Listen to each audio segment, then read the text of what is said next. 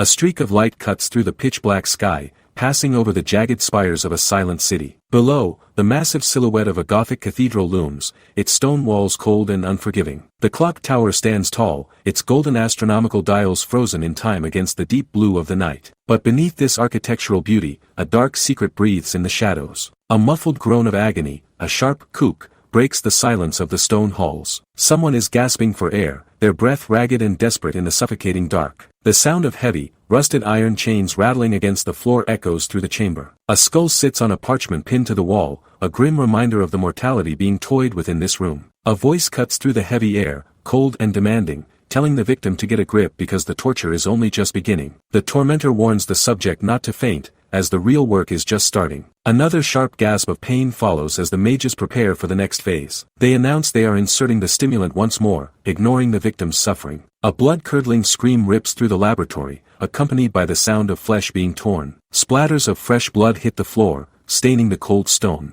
A mage looks at his notes, calculating that the subject has lasted a total of 461 seconds. He notes with clinical indifference that the reagent is finally showing results. He remarks that a talented experimental subject truly makes a difference in their research. The subject's head hangs low, his hair matted with sweat and blood as he struggles to stay conscious. His back is a map of scars and fresh wounds, evidence of the countless hours of abuse. This is the Bohemian Magic Tower, a place of prestige that hides a horrific underbelly. The mages discuss the 70-second magic power circuit stimulant, noting that the magic circle has successfully suppressed the subject's immunization reaction. They decide it is time to insert a memory-expanding stimulant next. The subject is shown kneeling, his arms pulled taut by heavy chains anchored to the ceiling. High-ranking mages stand around him like vultures, watching his every twitch. The tower master, a man with sharp features and silver-streaked hair, watches the process with a terrifyingly calm expression. He wears an ornate dark robe with gold embroidery, the mark of his absolute authority. Verdun, the subject, feels his life slipping away. He realizes he is dying slowly, and the realization is more bitter than the pain. He looks around the room at the test tubes filled with glowing liquids and jars containing strange specimens. In one jar, a swarm of black ants crawls over one another, trapped just as he is. He wonders why someone like him, who was once praised for having a gifted mind, ended up as a lab rat. A single ant is shown isolated, struggling against the glass. The mages decide to forcefully manifest the stimulant within his body. Verdun's eyes bulge, his teeth gritting so hard they might shatter as blood leaks from his mouth. His body convulses as the magic surges through him, a sensation like liquid fire in his veins. He lets out a quah scream that echoes into the rafters. He begs them to stop, his voice cracking with desperation. His hands are bound in heavy iron shackles, the skin beneath them raw and bleeding. He pleads for mercy, but his cries fall on deaf ears. The tower master simply tsks, complaining that the subject is being too noisy. He tells his subordinates to report to him only when the experiment is over. The younger mages bow respectfully, acknowledging the tower master's command. As the master walks away, the chains rattle again, pulling Verdun back into the darkness. His body is covered in bruises and magical burns, a testament to the gifted mind they are harvesting. He asks himself why he is dying in the very place he once dreamed of entering. He looks down at the magic circle etched into the floor, the runes glowing with a sinister light. A mage named Weller grabs Verdun by the hair, forcing his head up. Weller mocks him, saying that even though he has zero talent as a mage, he acted superior just because people called him smart. He tells Verdun that his life force and knowledge are being extracted for the sake of the tower. Weller's face is twisted into a cruel, mocking grin. He tells Verdun to act smart now, to talk his way out of this. Verdun is shown slumped on the floor, a broken shell of a man. Weller notes that Verdun can't even faint because of the stimulants they've pumped into him. He looks down at an ant crawling on the floor near Verdun. Weller's boot hovers over the tiny insect. He calls Verdun an insect, noting that he doesn't have an ounce of magic power to break even a single chain. He laughs, saying it's a good thing Verdun is so weak, because it turned him into a rank-S experimental subject. Verdun's internal rage begins to simmer. He thinks about the word, why, and how it has defined his life. He remembers his friend Rovelin, who was sponsored to study abroad while he was left behind. He feels a deep pity for Rovelin for ever having a friend as pathetic as himself. Weller crushes the ant under his boot, the crunching sound echoing Verdun's own broken spirit. Verdun realizes that everything happening to him is because he is weak. His eyes begin to glow with a fierce, unnatural blue light. He screams internally for them to shut up. He calls them all fuckers, his hatred finally overriding his pain. He knows that his current state is the result of his own lack of power. The story shifts back 15 years. Verdun was an orphan with no parents, driven by a single dream, to become an incredible mage. He entered the Bohemian Magic Tower not as a student, but as a normal worker, hoping to learn through observation. He looked up at the majestic tower, seeing it as a beacon of hope. But no matter how hard he worked, the path to magic was closed to him. At age 7, he took the Mage compatibility test and received a devastating result. His growth limit was rank D. In the world of magic, this was a death sentence for his ambitions. He was labeled talentless by the examiners. Despite the verdict, he couldn't give up on his dream. He worked as a menial laborer, sweeping floors and cleaning rooms just to be near magic. He secretly peeked at spellbooks left behind by the mages. He spent his nights in the library, teaching himself the crux of complex magical theories. He was confident in his intelligence, even if his mana was non-existent. Years passed, and his hard work seemed to pay off. People began to call him a genius. He finally became a researcher at the tower, a position rarely held by someone with his mana rank. Other researchers were amazed by his insights, wondering how a normal researcher could think of such things. They claimed even the tower master, Balrog,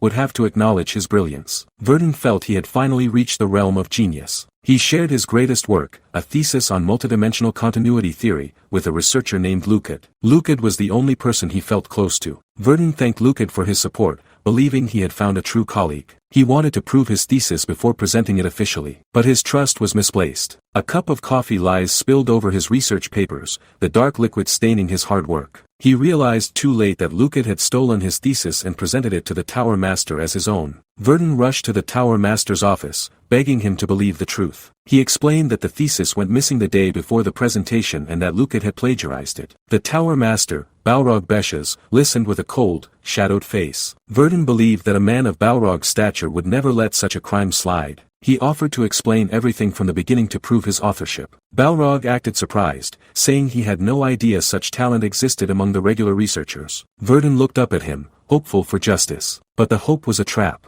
Verdun realizes now that he should never have gone to the Tower Master that day. Balrog placed a hand on his shoulder, but it wasn't a gesture of comfort. He told Verdun to come to his lab in 2 days when the moon was shrouded. If Verdun had run away then, he might have lived a normal life. Instead, he was forcibly confined in the laboratory. Balrog called him a wretched bastard, mocking his useless defiance. He promised to crank up the intensity of the experiments the next day. Verdun became a laborer by day to maintain appearances and a test subject by night. He was forced to create magic circles and validate his own stolen theories using his own body. He had to inject drugs into his veins and observe the reactions for the mages. He was forced to devote his life to the tower in the most horrific way possible. He knew that even if he tried to reveal the truth, no one would believe a talentless laborer over a high-ranking mage. All he received for his efforts were threats from Balrog to kill everyone he cared about. He lies on the floor of his cell, the light from a small window casting bars of shadow over his broken body. He feels that everything is over. He closes his eyes, drifting back to a memory of a sun-drenched field. A young girl with orange hair, Rovelyn, calls out to him. She tells him to hurry up and follow her. Young Verdun runs after her, laughing. They were just children with big dreams. Rovelyn tells him they should become great mages together. They make a pinky promise, their small hands interlocking in the warm light. They were surrounded by other happy children at the tower, unaware of the darkness that awaited. Verdun realizes that if only his potential for growth had been different, his life wouldn't have ended in this cold, dark cell. A group of mages stands in a line, their dark robes trimmed with gold, as the words, "If my," appear on the screen. The text continues, potential for growth had been just a little higher, while we see a crowd of students in the background, their faces obscured by the golden light of a setting sun. The scene shifts to show 3 young men in the tower, 2 in blue robes and 1 in a white and gold cape, as the narration asks, would things have turned out differently? A close-up of a young man's face shows him smiling brightly, his eyes closed in a moment of pure joy. But that joy is shattered as a pale, trembling hand covered in dark blood reaches out from the bottom of the frame. The hand is battered, the skin broken and stained, a stark contrast to the clean robes of the mages above. The perspective shifts to show a man with messy purple hair looking through the thick iron bars of a prison cell, his eyes wide with a mixture of shock and exhaustion. His face is splattered with blood, and his bare chest is covered in deep, jagged wounds. Below him, a fist clenches tightly, glowing with a faint, ethereal light that illuminates the darkness of his confinement. The words, "Admit it," appear against a pitch-black background, followed by the crushing realization, it's all over. In the suffocating silence of the cell, we see a close-up of the man's shoulder, where sweat and blood mix and drip down his skin. The darkness is absolute, save for the faint light from a small, barred window high above. The man sits slumped against the cold stone wall, his head hanging low as he stares at the floor. Suddenly, the ground begins to move. Hundreds of black ants swarm across the floor, their tiny bodies crawling over one another in a frantic, mindless wave. The man watches them, his internal voice whispering that he hears this sound every time he is experimented on. He looks up, his eyes hollow and rimmed with dark circles, admitting that he has no strength left. He wonders if it would be better to just die, to let the darkness take him and end the cycle of pain. But a voice cuts through his despair, asking, "Really?" A white speech bubble appears in a void, followed by another that challenges him. "But that's not how you truly feel, is it?" On the floor, a single ant is crushed in a pool of bright red blood, yet the voice continues to press him, saying, "Not yet." As the swarm of ants continues to move like a living shadow, the voice asks again, "It's not over yet, is it?" The man looks down at his own purple hair, his breath hitching in his throat. The voice tells him that this is all for the sake of revenge and survival. A massive pillar of ants rises from the floor, forming a grotesque, towering shape in the center of the cell. The man is told to hold on, to grit his teeth, and to endure the agony again and again. A silhouette of the man appears, his mouth open in a silent scream as the ants seem to merge with his very shadow. The voice promises that if he endures, he will be reborn. A dark, shadowy figure with glowing white eyes leans down toward the man, grabbing him by the chin and forcing him to look up. The shadow tells him that he will be reborn so that he will never be trampled again, and so that he can finally wield great power. A massive, intricate magic circle begins to glow with a brilliant purple light, and the words, "You will surpass your limits" burn into the air. A man in a dark cloak stands before the glowing seal, his back to us as he prepares to face his destiny. In the darkness, a single bubble says, "Yeah." A hand clenches into a powerful fist, the knuckles turning white as the man finds a new spark of defiance. He tells himself that it's not over yet. The scene shifts to the small window of the cell, where a full moon hangs in a deep blue sky, its light filtered through the heavy iron bars. On the floor of the cell, the man has begun to scratch complex runes and diagrams into the stone, the sound of his nails against the rock echoing in the quiet. He thinks about how he has spent the last 7 years honing the blade of revenge with everything he has. He stares at the floor, where a massive, glowing magic circle has been etched into the very foundation of his prison. He tells himself that if he can just solve one last problem, he can finally break free. He knows that in the face of greater power, just having a smarter mind isn't enough. He looks down at his blood-stained body, his resolve hardening. He decides that if he cannot win with what he was given, he will simply defy his fate. A close-up of his eye reveals an incredible sight. The pupil is surrounded by glowing blue runes, a theoretical framework for a magic never seen before. He plans to redefine the very laws of magic and complete a method of reconstructing his body. This is his masterpiece, the theory of defying heaven. His hand, covered in fresh blood and grime, reaches out toward the glowing runes on the floor. He realizes that this theory, the one he has desired for so long, was only completed when he finally accepted the possibility of death. He stands in the center of his cell, his bare chest heaving, surrounded by the walls he has covered in his life's work. He knows that all that remains to prove his theory is an artifact that will allow him to cast magic just once. He reaches into his tattered clothing, clutching something close to his chest. Even if his magicless body shatters in the process, he doesn't care. He looks toward the window one last time, his eyes burning with a cold, sharp light. Tomorrow evening, he will reclaim his freedom. The long night finally passes, and the sun rises over the Bohemian Magic Tower. The tower is a marvel of architecture, with white stone spires and golden domes that reach toward the clouds. It looks like a paradise, but for the man inside, it is a gilded cage. The day he has waited for has finally dawned. A heavy iron key is inserted into a lock, and with a loud click, the door to the cell swings open. A guard stands in the doorway, looking down at the man with pure contempt. "Hey, trash," the guard barks. "Time to clean the alchemy lab." He tells the man not to just stand there, but to scrub off the blood stains and patch up his cuts. The guard mocks him, calling him pathetic for whining about a little experimentation. He warns the man that the festival is coming up, so he shouldn't even think about slacking off. When the man doesn't respond immediately, the guard screams, "Did you hear me? Answer me." The man, whose name we learn is Verdun, looks up with a calm, expressionless face. His forehead is still bruised and bloody, but his eyes are steady. He simply says, "Yes." Verdun walks out of the cell and into the bright, clinical halls of the tower. He enters a large alchemy lab filled with chalkboards covered in complex equations and tables overflowing with glass beakers and old books. He begins his work, picking up a large glass jug and a cleaning rag. As he wipes down the equipment, a voice calls out to him from behind. "Are you cleaning up alone?" Verdun turns around, surprised to see a young woman with long, vibrant orange hair and striking red eyes. She is dressed in high-quality mage robes, a silver chain and crest hanging from her neck. Verdun recognizes her immediately, Rovelin. She smiles at him, a warm and genuine expression that seems out of place in this cold tower. She tells him that she came to say goodbye before leaving. Verdun remembers that she is going to study abroad in the magic city of Virant,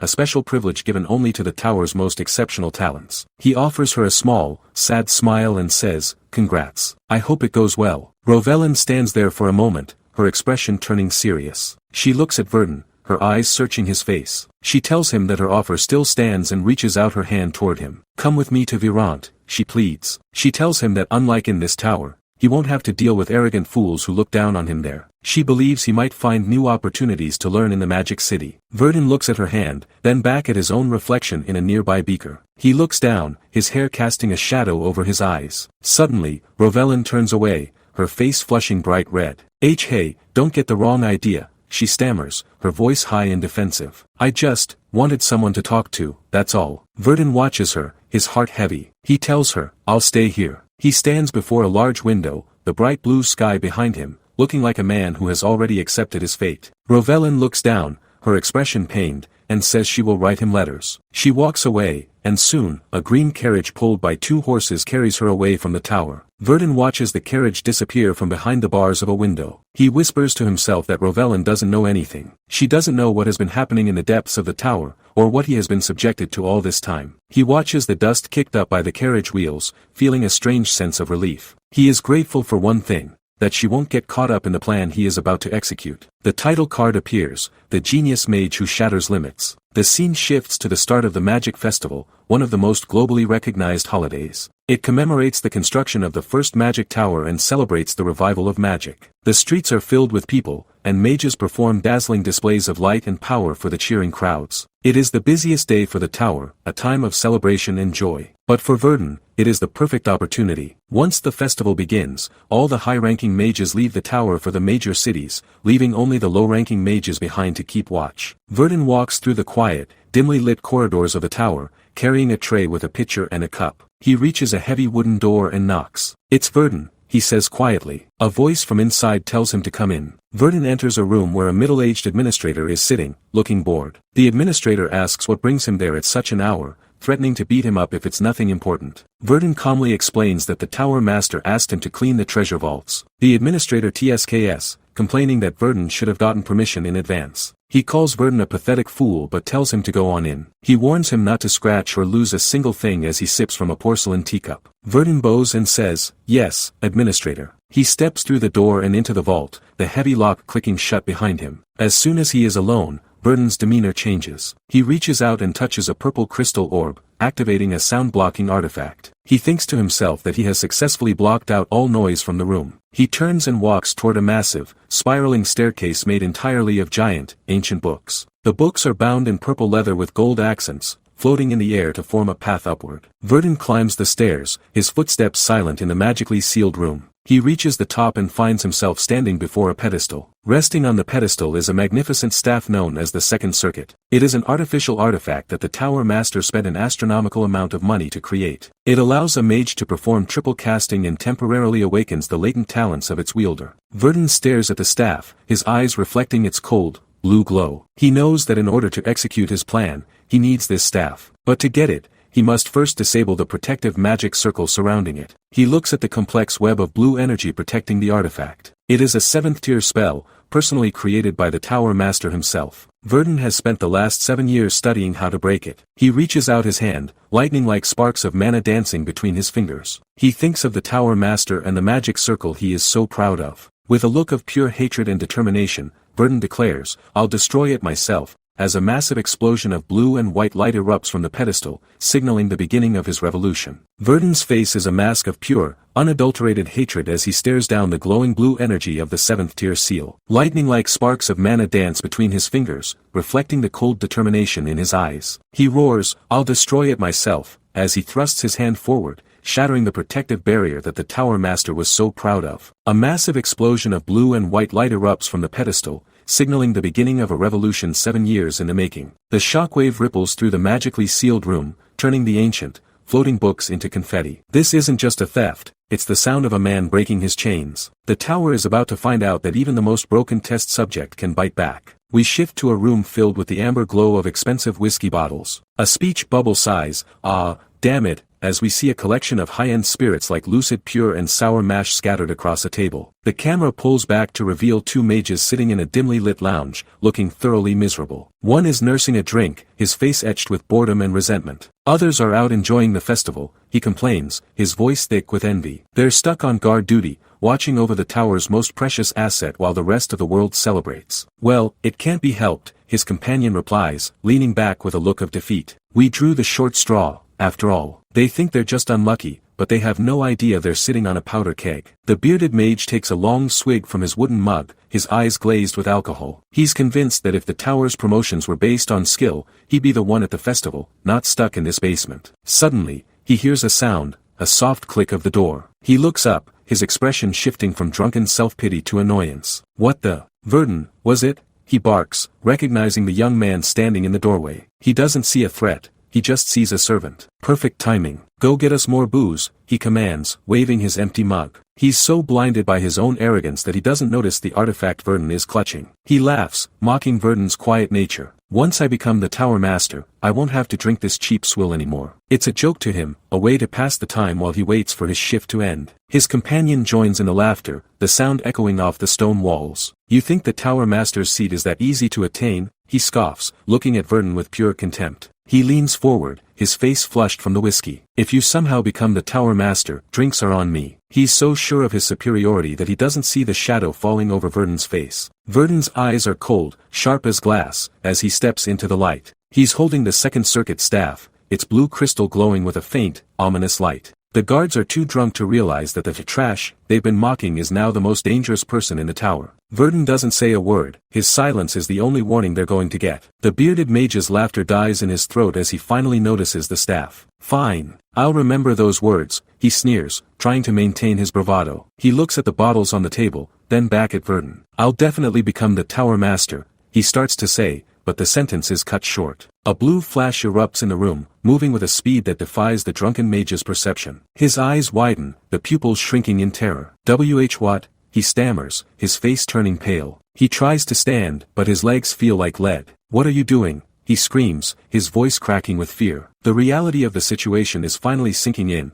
but it's far too late for him to do anything about it. Verdun stands before him, the staff held low, his expression unreadable. The guard's face twists into a mask of fury, his pride wounded by the fact that a mere servant is threatening him. How dare a lowly rat try to harm a mage, he roars, his mana flaring up in a desperate attempt to regain control. He grips his own staff, the wood creaking under his strength. Let me fix that foolish brain of yours first, he screams, his eyes glowing with a frantic light. He's not just fighting for his life, he's fighting to preserve the hierarchy that has kept him on top. If you survive this spell, that is, he adds, a cruel smile touching his lips as he prepares to unleash his power. He thinks he's the predator, but he's about to learn that the rat has grown fangs. The mage unleashes his magic, the air in the room suddenly becoming heavy and damp. Rank 3 magic, tidal wave, he screams, thrusting his staff forward. A massive wall of churning blue water erupts from the floor, filling the corridor with a deafening roar. It's a powerful spell, one designed to crush and drown anything in its path. The water surges toward Verdun, reflecting the mage's desperate need to reassert his dominance. He thinks he's won, that the trash will be swept away like dust. But Verdun doesn't move. He stands his ground, his eyes fixed on the oncoming wave. He's not afraid of the water. He's been drowning in the tower's cruelty for 7 years. This is just a puddle compared to the ocean of pain he's already survived. As the water crashes toward him, Verdun's mana flares, a sharp contrast to the mage's chaotic energy. Rank 3 magic, Earth Spear, he declares, his voice calm and steady. Suddenly, the floor beneath the water shatters. Massive, jagged spears of rock burst upward, tearing through the tidal wave like it's made of paper. The sound of stone grinding against stone fills the room as the spears continue their ascent. The mage's eyes go wide as he realizes his spell has been completely neutralized. He tries to scramble backward, but the earth itself is rising against him. One of the spears catches him in the chest, lifting him off the floor and pinning him against the ceiling. He gasps for air, blood bubbling at the corners of his mouth. The mage hangs there, his body broken and his pride shattered. How did you? He wheezes, his eyes filled with a mixture of shock and agony. He looks down at Verdun, who is standing amidst the wreckage of the room, untouched by the water. How can someone like you, a mere rank 1, use magic? He asks, the words trailing off into a wet cough. He can't understand how the hierarchy he believed in has failed him so completely. Verdun looks up at him, his face expressionless. What, are you shocked that a mere test subject can cast magic? he asks, his voice cold and devoid of emotion. He's not bragging, he's simply stating a fact. The mage's eyes roll back in his head as he loses consciousness, his body limp against the stone spear. Verdun turns away from the fallen mage, his gaze falling on the other guard, who is slumped over the table, dead or unconscious. He doesn't care which. He walks toward the center of the room, his footsteps echoing in the silence. That's what happens when you toy with people too much, he whispers, more to himself than to his victims. He looks at the Second Circuit staff in his hand, then at the massive structure in the center of the vault. You and the tower both, he adds, his voice hardening. He's not just here for revenge, he's here to take back his life. He stands before the magic tower's power source, a giant, pulsating purple heart that seems to thrum with the very essence of magic. This is the heart of the tower, the source of all its power and all its cruelty. Verdun stares at the heart, his reflection visible in its glowing surface. This is my first time seeing it from this close, he thinks, his breath hitching in his chest. The heart is surrounded by a complex web of glowing cables and magic circles, all designed to channel its energy into the tower above. It's a masterpiece of magical engineering, and it's also a prison. Verdun reaches out his hand, his fingers trembling slightly. He knows that what he's about to do is insane. He's going to use the power source to fuel his own transformation, a process that could easily kill him. But he's already dead inside, this is his only chance to be reborn. He takes a deep breath, his resolve hardening like the stone spears he just summoned. He thinks about the last 7 years, every moment of pain and humiliation he's endured in this tower. It took 7 years to reach this point, he tells himself, his eyes burning with a cold light. He's honed his theory, his defying heavens, in the darkness of his cell, scratching runes into the floor with his own fingernails. Now, he has the power he needs to prove it. Now, using the mana from the power source, I'll initiate defying heavens, he declares. He knows the risks. If I do fail, I don't know what will happen to me. He could be erased from existence, his body torn apart by the very energy he's trying to harness. But the alternative is to remain a slave, a trash test subject for the rest of his life. He strips off his tattered shirt, revealing the intricate magic circles he's etched into his own skin. They glow with a faint purple light, responding to the proximity of the power source. But, if I don't try, I'll never know, he whispers, his hand closing around one of the cables. Suddenly, the room is filled with a blinding white light. The power source roars, its energy surging into Verdun's body with the force of a hurricane. He screams, his voice lost in a cacophony of magical energy. His skin begins to crack, glowing runes burning into his flesh as his very DNA is rewritten. This is the body reform he's dreamed of, a process of destruction and creation that will leave him forever changed. The light intensifies, becoming a massive pillar of energy that punches through the roof of the tower and shoots into the night sky. It's a beacon of power that can be seen for miles, a literal hole in the heavens. Inside the pillar, Verdun is suspended in a void of pure mana. He can feel his bones breaking and reforming, his muscles tearing and knitting back together. The pain is absolute, a white-hot agony that threatens to consume his mind. But he holds on, gritting his teeth against the scream that wants to tear its way out of his throat. He's not just changing his body, he's shattering the limits that were placed on him at birth. He's becoming something more than human, something the tower can never control again. Miles away, a green carriage pulled by 2 horses comes to a halt on a dark forest road. Rovelyn steps out, her long orange hair catching the faint light of the moon. She looks back toward the Bohemian magic tower, her eyes wide with shock. The massive pillar of blue light is visible even from here, a jagged scar against the dark sky. She knows that energy, it's the power source of the tower, unleashed in a way she's never seen before. What is that? She whispers, her heart racing with a sudden, inexplicable fear. She thinks of Verdun, the quiet man she left behind. She told him to come with her, but he refused. Now, she can only watch as the tower she called home is consumed by a light that looks like the end of the world. Back at the tower, the destruction is absolute. The vault has been hollowed out, the stone walls melted by the sheer intensity of the mana. The tower master stands amidst the ruins, his silver-streaked hair windblown and his face a mask of cold fury. He's a man who has spent his life building this tower, and now, it's been desecrated. Someone has trespassed into my magic tower, he growls, his voice low and dangerous. He looks at the spot where the power source used to be, his eyes narrowing. He can feel the lingering traces of the energy, a signature he doesn't recognize. He's the most powerful mage in the region, and someone has just spit in his face. His mana flares up, a dark purple aura that causes the ground to crack beneath his boots. He walks through the wreckage, his gaze falling on a faint, glowing circle on the floor. A teleportation magic circle, he screams, his voice echoing through the ruins. He realizes that the culprit is already gone, vanished into the night with the power they stole. His rage is absolute, a physical force that levels the remaining walls of the vault. How dare he lay a hand on the magic tower? He asks, his teeth bared in a snarl. He doesn't care who it is, the emperor himself or just a child, they're going to pay for this. I don't care who it is, he roars, his mana exploding in a fit of pique. I will find you, and I will kill you. He stands in the center of the crater, a god of wrath promising a bloody vengeance. The scene shifts to a quiet forest, far from the chaos of the tower. The sun is beginning to rise, its golden light filtering through the leaves of the trees. The sound of birds chirping fills the air, a peaceful contrast to the violence of the night. A hand reaches out from the grass, the fingers pale and trembling. Verdun is lying by the edge of a river, his body battered and exhausted. He's coughing, his lungs burning with every breath. He looks around, his eyes unfocused. Where am I? I was supposed to be running away. He thinks, his mind a fog of pain and confusion. He remembers the light, the pain, and the sudden sensation of being pulled through space. He made it. He's out. He crawls to the edge of the water, his movements slow and pained. He's naked, his clothes having been incinerated by the mana surge. He looks down at his reflection in the clear, running water and freezes. Huh? He gasps, his eyes widening in disbelief. He reaches up to touch his face, his fingers tracing the unfamiliar lines of his jaw. What the hell happened? He asks, his voice sounding different, deeper and more resonant. He stares at the man in the water, unable to reconcile the image with the person he used to be. He looks like a stranger, a man born from the ashes of his former self. He leans closer to the water, his breath hitching in his throat. My appearance changed, he whispers, his eyes fixed on his reflection. His messy, dark purple hair has turned into a sleek, ashy silver that shimmers in the morning light. But it's his eyes that shock him the most. Instead of his dull, black pupils, he now has clear,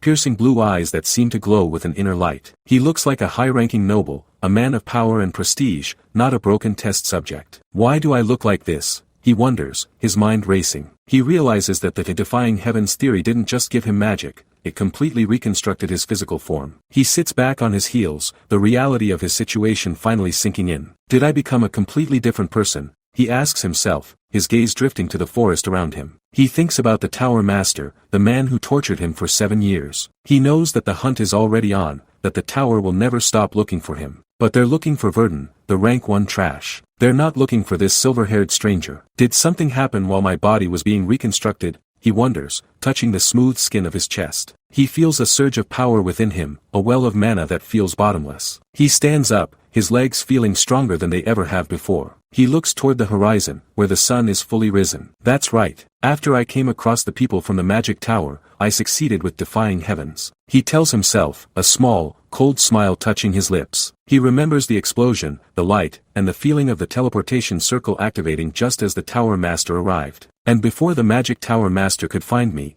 I quickly escaped using teleportation magic. He's free. For the first time in his life, he's truly free. He turns and walks into the forest, leaving his old life behind in the ruins of the tower. The genius mage who shattered his limits has finally begun his journey. He looks around, realizing he has ended up here, in a place far removed from his prison. The sky above is a brilliant, piercing blue, framed by the lush green leaves of a vibrant forest. Sunlight filters through the canopy, creating a dappled pattern on the forest floor that he hasn't seen in 7 long years. He stares at the trees, noting that he has never seen this forest before. It is a world of color and life that stands in stark contrast to the gray walls of his past. Verdun sits on his knees in the soft grass, his bare chest rising and falling with heavy breaths. He observes the flora surrounding him, realizing he didn't see any of these plants back in the Bohemian magic tower either. This realization brings a spark of hope to his eyes. He concludes that this means he successfully teleported across half the entire continent. A small, triumphant smile plays on his lips as he looks toward the horizon. He lets out a soft, breathy laugh, a sound of pure disbelief and relief. In other words, he has successfully executed the defying heavens technique to transform his body and escape using the magic circle he prepared ahead of time. The weight of his achievement hits him all at once. He throws his head back and roars with laughter, his voice echoing through the trees. Ahahaha! I'm free! He shouts, the words a declaration of war against his former masters. He rolls onto his back in the grass, feeling the warmth of the sun on his skin for the first time. The meadow is filled with small white daisies, swaying gently in the breeze. He looks at his hands, then back at the sky, wondering how the magic tower master is feeling right now. He is certain the man is absolutely furious, his pride wounded by the escape of a mere lab rat. Verdun lies there, a sense of peace washing over him. Since the magic tower was destroyed, or at least severely damaged, they have no way to find out who did it or that he, their lab rat, escaped. He lets out a long, satisfied sigh. He rests his arm over his forehead, a genuine smile lighting up his face. However, he knows this isn't enough to bring the magic tower down permanently. They are an institution built on centuries of stolen power and blood. Although they lost manpower and their primary power source, he is sure the tower master has countermeasures in place. He remembers the man's reputation. Balrog Beshas didn't receive the nickname the Omnipotent One for no reason. The image of the pulsating purple heart of the tower flashes in his mind, a reminder of the horror he left behind. But for now, this is enough. He looks at his reflection in a nearby pool of water, his eyes widening. He touches his face, feeling the smooth skin and the sharp line of his jaw. He realizes his appearance has changed completely. His messy, dark hair has turned into a sleek, ashy silver, and his dull eyes are now a piercing, crystalline blue. He wonders if something happened while his body was being reconstructed by the mana surge. His hair and eye color aside, his appearance is mostly the same, yet he looks like a highborn noble rather than a broken slave. Even his mana capacity hasn't changed, yet it feels more refined, more accessible. There's no way for him to know exactly what happened as of now, but he accepts the mystery. He stands up, his movements fluid and powerful. He kicks a small stone, noting that this is troublesome, but he can't stay idle. Since goblins are running around this area, he concludes he must be pretty far away from any human village. He spots something in the dirt, skid marks of a cart. He kneels down to examine the tracks, wondering if the owners dropped some of their stuff while they were in a hurry. He places his hand near the ground, chanting mana detection. Blue lines of energy ripple out from his fingertips, scanning the environment. He senses a presence nearby and decides he should find the owner of this crate. Suddenly, a bolt of blue lightning like mana shoots through the forest, tracing a path toward a distant road. Far away, a merchant named Conrad is screaming at his horses, desperate to make them run faster. He is terrified, his face pale as he grips the reins. He curses his luck, wondering how he ended up in this situation. Running into the remnants of the bandits that were supposedly wiped out recently while passing through the woods wasn't the main problem. He looks back at a group of armed men standing in the road, their faces grim. Even failing to negotiate while saying that he had connections to Baron Pythe wasn't the end of the world. And all of his mercenaries running away to escape death wasn't the issue either. But then, a massive shadow falls over the road. Conrad looks back, his eyes nearly popping out of his head. A giant orc with a creepy, wide smile is chasing the carriage, its tusks gleaming in the sun. The orc is massive, its muscles bulging as it keeps pace with the galloping horses. Conrad realizes with horror that the orc was busy attacking those bandits, which gave him a head start. If they weren't occupied, he would already be dead. The carriage jolts violently as it hits a root. Conrad is thrown forward, his heart hammering against his ribs. He hears a terrifying roar from behind. Kuhak, the orc bellows,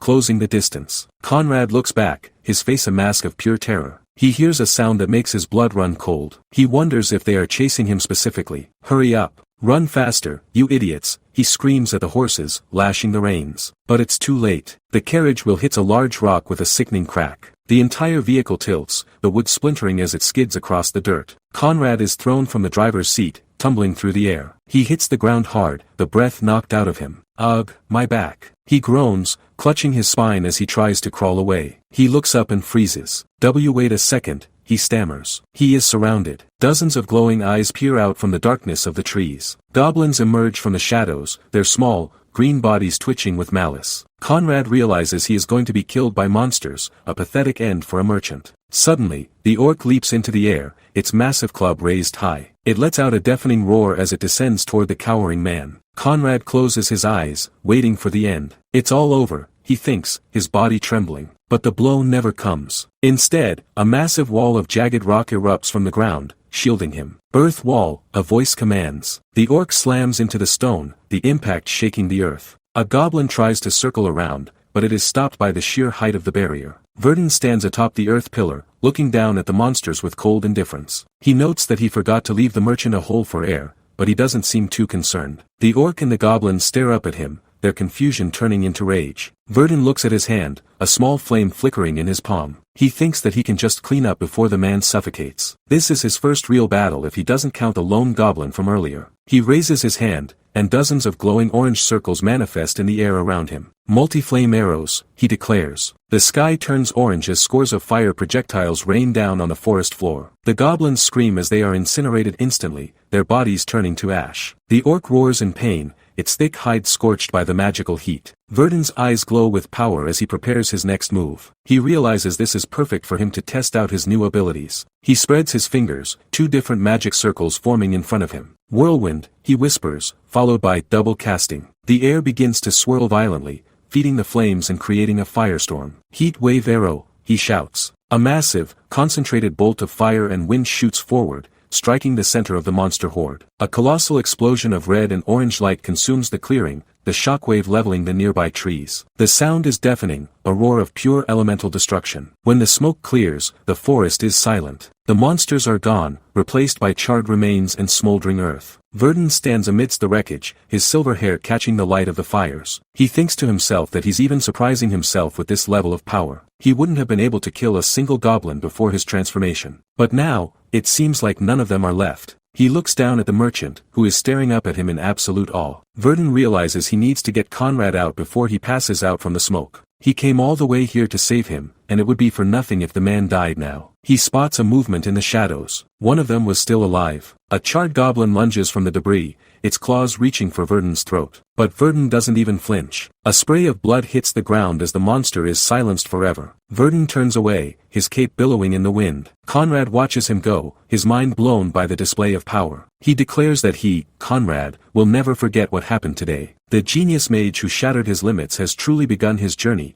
leaving a trail of fire and wonder in his wake. The carriage bounces along a dusty forest path, sunlight filtering through the vibrant green canopy above. Conrad, the merchant, is practically falling off his seat with laughter, his face flushed with relief as he grips the reins. He shouts that he, Conrad, will never forget what happened today. He looks back at the stoic, silver-haired man sitting behind him, his eyes wide with genuine admiration. If it weren't for this mysterious savior, Conrad is certain he would have never made it out of those woods alive. He's already spiraling into a pit of gratitude, wondering aloud how he could ever possibly repay such a massive debt. Asher, formerly known as Verdun, sits in the back of the cart with a look of pure exhaustion. He tells the merchant to just keep his eyes on the path before he flips the carriage again. Conrad is too high on survival to care, asking Asher if he was ever in real danger when that massive horde of monsters surrounded them. He apologizes if it's a stupid question, but he's never seen magic like that before. Asher closes his eyes, leaning his head back against the wooden frame of the cart. He thinks to himself that this person simply talks way too much. It was a little dangerous, sure, but the constant chatter is proving to be the real threat to his sanity. Suddenly, the atmosphere shifts, the playful mood replaced by a sharp, icy tension. Asher's eyes snap open as he senses a presence lurking in the tall grass behind them. A charred, mangled monster,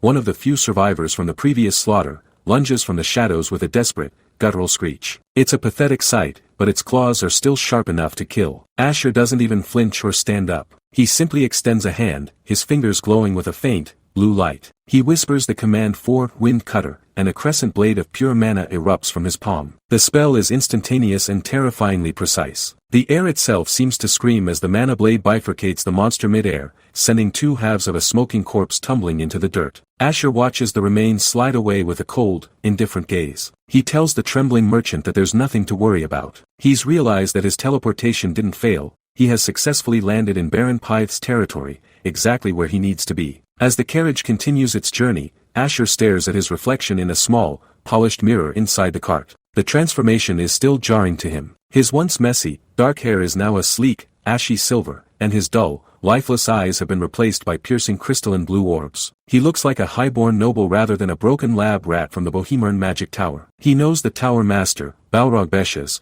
is likely furious, searching every corner of the continent for his escaped experiment. To survive, he needs to bury his past completely. He decides that the name Verdun is dead. From this moment on, he will be known as Asher. He will grow stronger in the shadows, refining his mana until the day he is powerful enough to face the magic tower leader and tear that institution to the ground. Night falls over the landscape as the carriage finally approaches a massive, stone fortress. The Pythe Territory Baron estate looms ahead, its windows glowing with warm candlelight against the dark blue sky. Conrad is still trying to play off his terror, scratching the back of his head and joking with the guards that he only looks this disheveled because he lost weight running from orcs. The gates creak open, and they are ushered into the courtyard. Baron Pythe Henrod, a man with sharp features and an air of refined authority, steps out to meet them. He's heard the news of the attack and can't hide his relief at seeing Conrad safe. He looks at Asher, noting the young man's calm and regal bearing. The Baron declares that he cannot stay still when the savior of his friend is standing right in front of him. He invites Asher inside,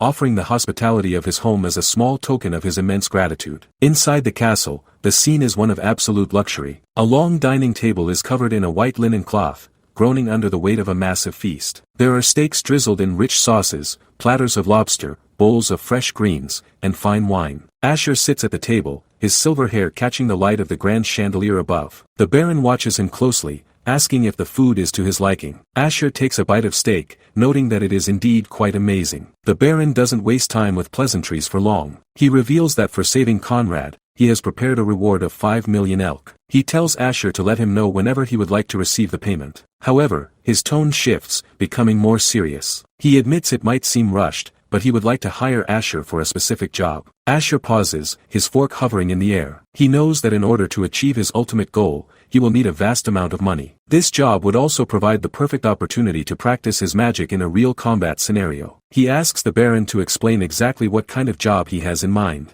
Baron Pyth leans forward, his hands clasped tightly as a grim shadow crosses his face. He explains that a few days ago, his men found bodies hanging from their necks in the southern forest. They were all residents of a nearby farm town, a place that has been left in complete ruin. At first, they weren't sure who was behind the massacre, but their investigation pointed toward a group of highly organized bandits. However, when they searched the entire territory, they found absolutely nothing. It was as if every trace of the attackers had been erased with magic. The Baron suspects that these aren't ordinary criminals. It's highly possible the bandits have a mage amongst them. He asks Asher when he plans on hunting them down, his eyes pleading for help. Asher looks at the Baron's determined face and agrees. He'll take the job, not just for the money, but to see what kind of mage would align themselves with such filth. 4 days later, the morning sun shines brightly over the castle gates as a group of armed men prepares for departure. Asher stands among them, his white and red cloak billowing slightly in the breeze. He is introduced to the commander of the mission, a stern veteran named Enoch who wears heavy silver armor and sports a thick mustache. Enoch is flanked by 2 other knights, Harris, a man with short black hair and a serious expression,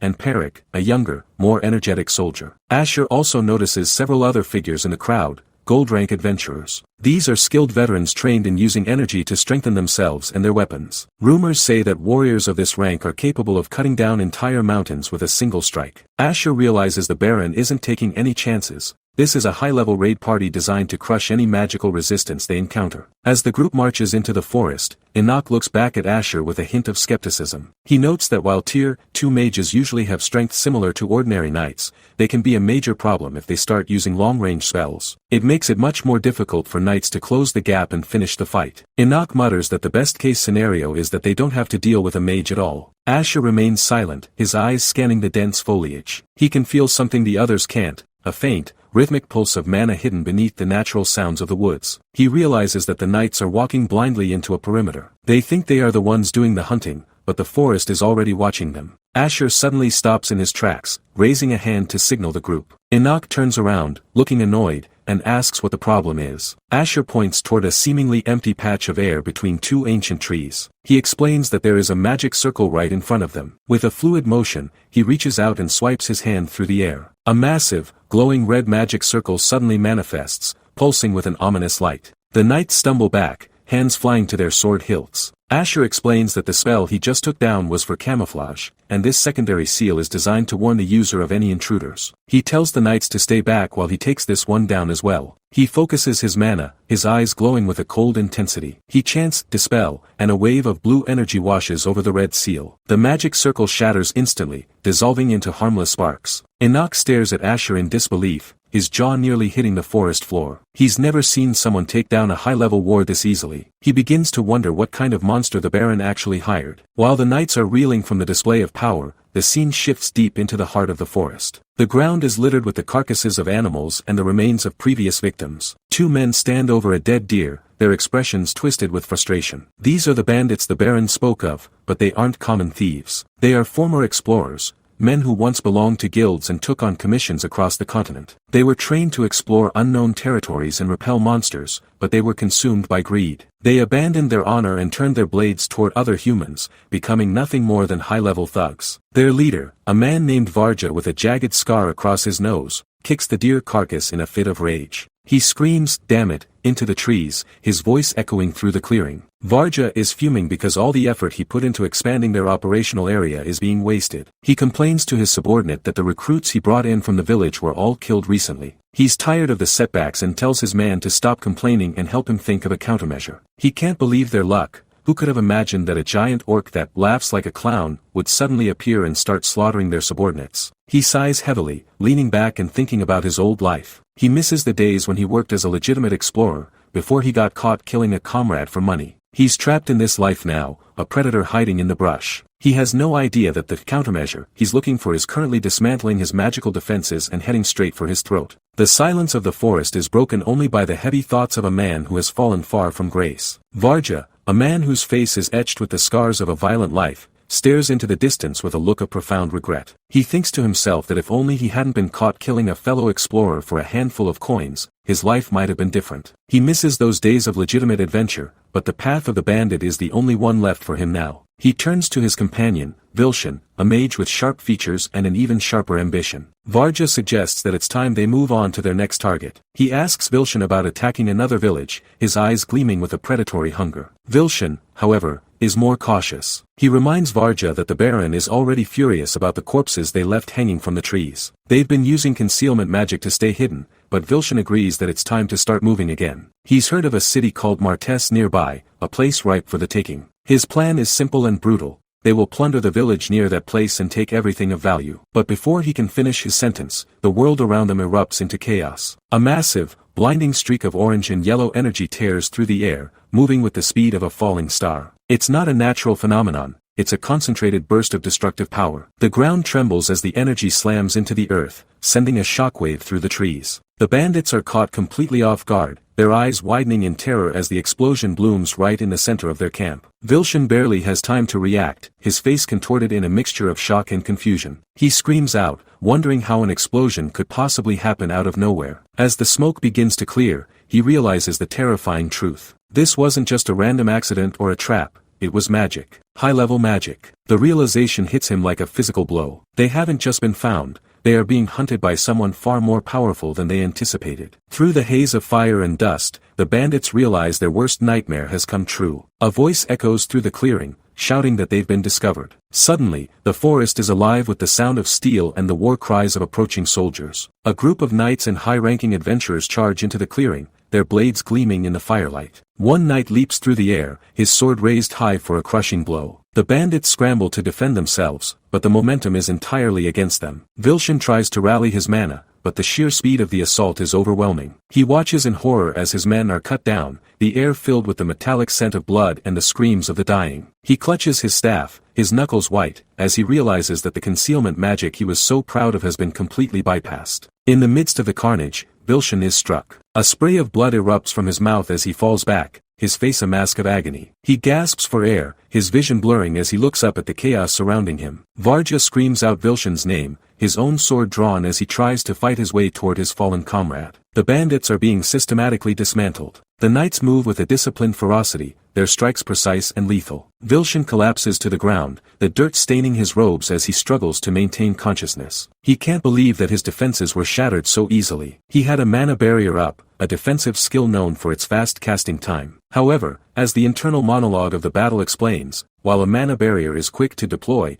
it isn't very durable. Breaking it sends a massive, jarring impact back to the caster, effectively neutralizing them. As Vilshan lies broken on the ground, a figure emerges from the shadows of the trees. It is Asher, his silver hair shimmering like moonlight against the dark backdrop of the forest. He walks with a calm, regal gait, his expression one of cold indifference. He looks down at the carnage he has wrought, his crystalline blue eyes showing no hint of remorse. The knights step aside to let him pass, their respect for him evident in their posture. Enoch, the veteran commander, looks at Asher and notes that now that they know the enemy's strength, Asher should take on the enemy mage as requested. Asher doesn't say a word, he simply raises a hand, and a complex, glowing magic circle begins to form around his palm. He is the one who shattered the barrier. He is the one who turned the hunters into the prey. Varja, seeing the man responsible for his team's downfall, is consumed by a white-hot rage. He glares at Asher, his teeth bared in a snarl. He can't believe the Baron actually hired a mage of this caliber. He mocks the idea of the Baron sending a child to do a man's job, but his bravado is clearly a mask for his growing fear. He draws both of his swords, the blades catching the dying light of the sun. He screams at Asher, promising to send his head back to the Baron as a response to this insult. He charges forward, his movements a blur of desperate violence. Asher, however, doesn't even flinch. He watches the bandit leader approach with the same bored expression he might have while watching an insect crawl across a table. He tells Varja that his threats are scary, but his tone is dripping with sarcasm. He invites the man to try and take his head, if he actually can. The title, The Genius Mage Who Shattered His Limits, appears on the screen as the true battle begins. Varja swings his swords with incredible force, but Asher is no longer there. With a fluid, almost lazy movement, Asher sidesteps the attack and prepares his counter. Vilshan, having regained some of his strength, realizes that he needs to escape. He uses a flight spell, a high-level technique that allows him to soar above the tree line. He looks back, expecting to see Asher occupied with Varja, but his heart sinks. Asher is right behind him, gliding through the air with effortless grace. Vilshan is stunned. He notes that Asher is using an earth wall to chase him, a creative and powerful use of elemental magic. More importantly, Vilshan realizes that Asher is only a second circle mage. According to the laws of magic, only those who are third circle and above should be able to use flight. Vilshan's mind races as he tries to comprehend the monster he is facing. How can a second circle mage fly? How can he move with such precision? Desperation takes over, and Vilshan decides to strike first. He raises his staff and chants the command for multi-ice arrows. Dozens of jagged, crystalline shards of ice manifest in the air around him, their points aimed directly at Asher's heart. He launches them in a single, overwhelming wave, hoping to impale his pursuer before he can react. If Asher is truly only a second circle, Vilshan believes he can kill him right here and make his escape. The ice arrows hiss through the air, leaving trails of frost in their wake. It's a lethal attack, designed to shred anything in its path. Asher watches the incoming ice arrows with a cold, analytical gaze. He doesn't panic. Instead, he focuses his mana, and a massive, fiery magic circle erupts in front of him. He chants multi-flame arrows, and the sky is suddenly filled with streaks of brilliant, roaring fire. The flame arrows collide with the ice shards in midair, creating a series of violent explosions. Steam hisses and billows, obscuring the view, but the fire is clearly winning. The heat is so intense that it melts the ice before it can even get close to Asher. The remaining flame arrows continue their trajectory, slamming into the ground below where Vilshan is trying to land. A massive explosion rocks the forest, sending a pillar of fire and smoke high into the air. The force of the blast is so great that it carves a deep, blackened crater into the earth, shattering trees and turning the soil into glass. Vilshan is thrown back by the shockwave, his body battered and his robes singed. He huffs and puffs, struggling to stand as he looks at the devastation around him. He is completely spent, his mana reserves running dangerously low. He looks up to see Asher descending slowly, landing on the edge of the crater with perfect poise. Asher looks down at him, his voice calm and steady. He tells Vilshan that his performance wasn't bad for a second circle mage,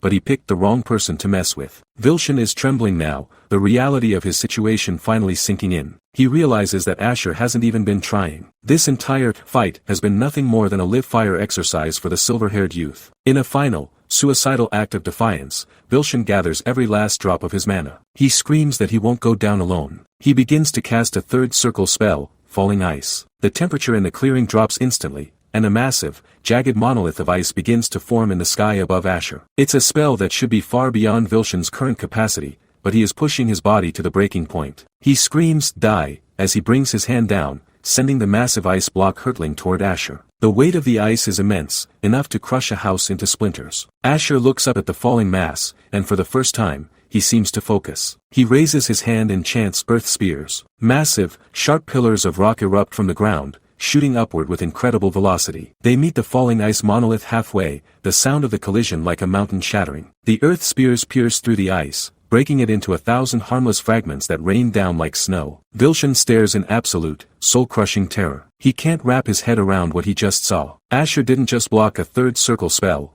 he destroyed it with a second circle spell. But that's not the most terrifying part. Vilshan realizes that Asher has used fire, earth, wind, and flight magic. Not only did he use a third circle spell earlier, but he also possesses 4 different elemental attributes. This is unheard of. Most mages are lucky to master 1 or 2. A mage with 4 attributes is a once-in-a-century genius, a living legend. Asher walks toward the cowering mage, his footsteps heavy and deliberate. Vilshan realizes that Asher has been deceiving him from the very beginning. He wasn't just a talented mercenary, he is something else entirely. Asher stands over him, the golden light of the setting sun casting a long shadow over Vilshan's broken form. Asher thinks to himself that it was a good thing he came on this mission. He's learned a valuable lesson today. he's learned exactly how to fight against another mage. He realizes that his training in the magic tower, as brutal as it was, has given him an edge that no ordinary mage can match. He looks down at Vilshan one last time, his eyes cold and empty, as the mage finally succumbs to his injuries and the sheer weight of his fear. The scene shifts away from the crater, moving deeper into the dark, untouched parts of the forest. The sounds of the battle have faded, replaced by the rhythmic chirping of insects and the rustle of leaves. Suddenly, a pair of glowing red eyes snaps open in the darkness. A massive, muscular orc lurks in the shadows, its skin a deep,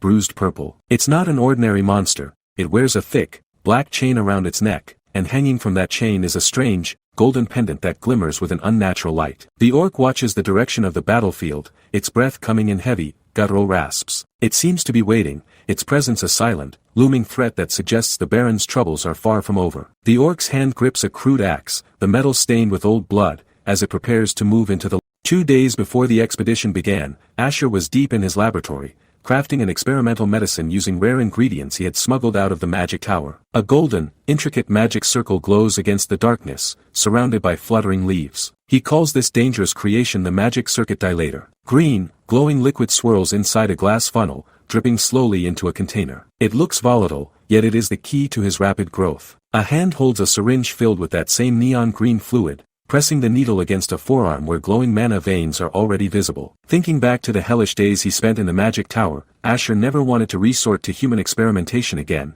but his current circumstances left him no choice. The syringe empties as the liquid enters his system. The screen turns a deep, bruised blue as someone collapses, their body racked with pain. White text flashes across the dark void, explaining that thanks to this agonizing process, Asher was able to reach the 3rd tier of magic. Asher lies on the ground, his face streaked with blood and his eyes glowing with a piercing blue light. He is exhausted, his body covered in glowing mana scars, but he has succeeded. The scene shifts to the bright, sandy ground of the forest clearing. Asher stands over the motionless body of the enemy mage, Vilshan. He looks down with a cold, analytical expression, noting that the man truly looks dead. He realizes he should leave traces of the bandits being defeated if he wants to prove he accomplished the job and gain the Baron's trust. Suddenly, something catches his eye. Clutched in the dead mage's hand is a golden wand topped with a brilliant blue orb. Asher kneels, reaching out to take the weapon. He holds the wand up, its blue gem shimmering with a faint light. He activates his appraisal skill. A blue screen of light washes over the wand as the system analyzes its properties. It is a magic stone wand with a specific spell applied to it. The wand is designed to decrease the time it takes to cast spells while significantly increasing the effectiveness of ice-attributed magic. Asher grips the handle, which is engraved with glowing blue runes. He decides that this tool might be of good use to him in the future. A voice calls out from the distance, breaking his concentration. Sir Peric comes running toward him, waving his hand frantically. He is relieved to see that Asher is unharmed. Asher looks back over his shoulder, acknowledging the knight's arrival. Peric stops, panting, and explains that he was worried about Asher after the rest of the team took care of the other bandits. Asher puts on a humble front, apologizing and claiming that the enemy mage was stronger than expected, which is why it took him some time to finish the fight. Peric looks around at the scorched earth and shattered trees. Judging by the massive amount of damage to the nearby land, he can tell it was a difficult and violent struggle. He is impressed that Asher managed to take care of the bandits alone. Peric turns back to the task at hand, mentioning that while the grunts are dealt with, Sir Enoch is still fighting their leader. He assumes the leader will be taken care of by the time they return to the main camp. Peric begins to haul a heavy sack over his shoulder, ready to move out. Asher stops him, asking one thing before they return. He wants to know what should be done with the bandits' possessions. Asher looks slightly nervous, his hand tightening around the newly acquired wand. Peric gives him a bright, cheerful thumbs up. He explains that their lord, Baron Pythe, gave strict orders. If anything catches Asher's eye, as long as it isn't something the army specifically needs, he is free to take it. A vision of Baron Pythe appears, laughing heartily with a thumb raised in approval. Asher is visibly moved by this gesture of trust. He looks at the wand one last time, promising himself that he will make good use of it. The title card appears, the genius mage who shattered his limits. The scene shifts to the edge of the forest as the sun begins to set. Enoch stands tall, his white cloak billowing in the wind as he praises Asher for his hard work. He notes that if it wasn't for the young mage, they would have suffered far more casualties. Asher remains humble, stating that the mission was actually a great experience for him. In the background, a long line of bandits can be seen tied up and kneeling in the dirt, guarded by knights with spears. One bandit, Varja, stares at the ground in total disbelief. He can't comprehend that Vilshan, their powerful mage, was actually killed. He trembles, realizing that if this continues, they will all be dragged back to the castle and executed. He looks at the dagger strapped to his belt, his eyes wide with desperation. He decides he can't die in the countryside like this. He still has so much he wants to see and do. He realizes he has no choice but to attempt an escape. With a sudden burst of speed, he breaks away from the line, his movement a blur of motion. The knights are caught off guard as he bolts into the trees. Enok's eyes sharpen as he notices the runner. Varja draws his blade, his face contorted with a mixture of fear and rage. He screams for everyone to get out of his way. He knows that without Vilshan's magic, they can't break through the knights' ranks, so he has only one desperate plan left. He intends to kill a knight, steal a horse, and ride out of the forest before anyone can stop him. He lunges forward, his sword swinging in a wide, desperate arc. But Enok is faster. With a fluid motion, the veteran commander intercepts the strike. Sparks fly as their blades collide. Varja is shocked by the sheer power behind Enok's defense. Enok doesn't just block the attack, he overpowers it, sending a jarring impact through Varja's arms. Varja's eyes bulge in surprise. Enok delivers a crushing blow that sends the bandit leader reeling backward. Varja hits the ground hard, his sword spinning away into the dirt. He looks up, gasping for air, only to see Enok standing over him with a look of pure contempt. The guards quickly swarm in, pinning Varja to the ground. He struggles against their grip, cursing them. Enok looks down at him, asking how he could dare to throw his sword away, questioning if he has any pride as a warrior. Varja let out a bitter, jagged laugh. He tells Enok that pride is a luxury only the living can indulge in. Enok prepares to silence him, but Asher interjects. He walks forward, asking why they are even bothering to leave these men alive. Enok turns to Asher, explaining that he heard word there were a few familiar faces among the bandits. He believes some of them might actually be survivors from a recent farm town attack who were forced into banditry. They plan on moving them to the castle to confirm their identities before deciding their final fate. One of the bound bandits looks up, his face pale with terror. Enok barks an order for everyone to prepare to head back to the castle and to move the prisoners out. A guard grabs a bandit by the shoulder, shouting for him to get up. The prisoner whimpers, his legs shaking as he is forced to his feet. He cries out, begging for help and saying he doesn't want to die like this. Suddenly, Asher freezes. He senses something in the air. He tells the group to hold on a minute. His expression turns grim as he mutters that something is off. The forest, which was filled with the sounds of soldiers, suddenly goes quiet. A strange, red mist begins to drift through the trees. A soldier sniffs the air, his eyes widening. He asks if that is the smell of blood. A massive shadow falls over the clearing. A heavy thud echoes through the woods, followed by another. The ground literally shakes with each footstep. The soldiers spin around, their weapons raised in fear. Someone screams, asking what the hell is coming. From the darkness of the dense foliage, a monstrous figure emerges. It is an orc, but it is unlike any they have ever seen. It is massive, its skin a deep, angry red, and its eyes glow with a murderous light. Asher's eyes narrow as he recognizes the creature. He realizes it is an evolved orc, similar to a high-level threat he encountered in his past life. The monster is terrifyingly large, its head ending in a pointed crest and its mouth filled with jagged tusks. Its mouth has long, unnatural corners that make it look like it is wearing a permanent, sadistic smile. It towers over its own kind, radiating an aura of pure malice. Asher notes that it must have evolved recently, gaining intelligence and power far beyond a standard monster. The orc isn't alone. A pack of drooling goblins scurries around its feet, emboldened by their leader's presence. Enok immediately takes command, shouting for everyone to assume defensive positions. He tells them to focus on the goblins first and worry about the orc afterward. The orc roars, a sound that vibrates in the chests of every man present. It swings a massive, crude cleaver with terrifying speed. Enok leaps forward, his sword glowing with mana as he attempts to parry the blow. The impact is like a mountain falling. Enok is driven back, his boots furrowing the earth as he struggles to hold his ground. The orc is relentless, its strength overwhelming. Enok manages to find an opening, spinning around the monster's side and delivering a deep gash across its torso. Dark blood sprays across the grass. The soldiers cheer, thinking they have a chance. But the orc doesn't scream in pain. Instead, it begins to laugh, a guttural, wet sound. It reaches down with one massive hand and snatches up a nearby goblin. The smaller creature shrieks in terror, but the orc doesn't care. It brings the goblin to its mouth and bites down with a sickening crunch. Blood and bone spray everywhere as the orc greedily devours its own subordinate. The knights watch in absolute horror, some of them gagging at the sight. Asher watches with a grim realization. As the orc swallows the last of the goblin,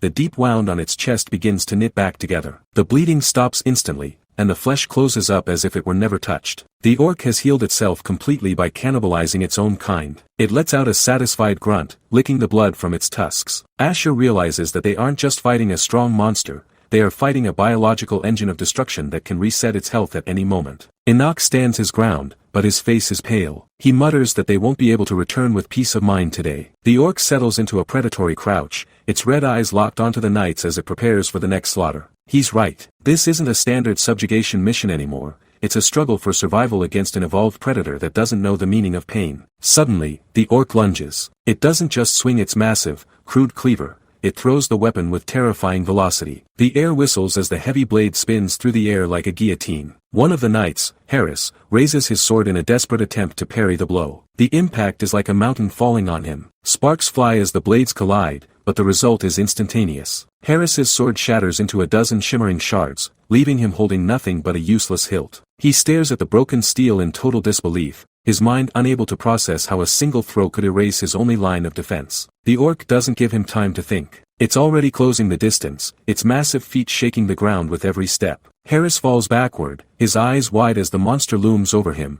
ready to deliver a crushing blow. Perrick sees his comrade in danger and charges forward with a scream of desperation. He knows he's outmatched, but he can't just watch Harris die. He swings his sword in a wide arc, aiming for the orc's exposed flank. The blade sinks into the monster's side, but there is no spray of blood, no cry of agony. Instead, the orc's muscles contract with unnatural force, clamping down on the steel like a vice. Perrick pulls with all his might, his face turning red from the effort, but the sword won't budge. It's stuck. The orc turns its head slowly, a sadistic grin spreading across its face as it looks down at the puny human trying to tickle it with a toothpick. Perrick's bravado vanishes instantly, replaced by a cold, sinking realization that he just handed his weapon to the enemy. It's not coming out, he yells, his voice cracking with fear. The orc raises a massive, tree-trunk-sized arm, its fist clenched and ready to turn Perrick into a permanent part of the forest floor. Just as the blow begins its descent, a brilliant golden light erupts from the side. Asher has finally decided to stop being a spectator. He activates his magic, his eyes glowing with a piercing blue intensity. Earth Sharer, he commands. The ground beneath the orc's feet erupts in a violent surge of stone and mana. A massive pillar of earth slams into the monster's jaw,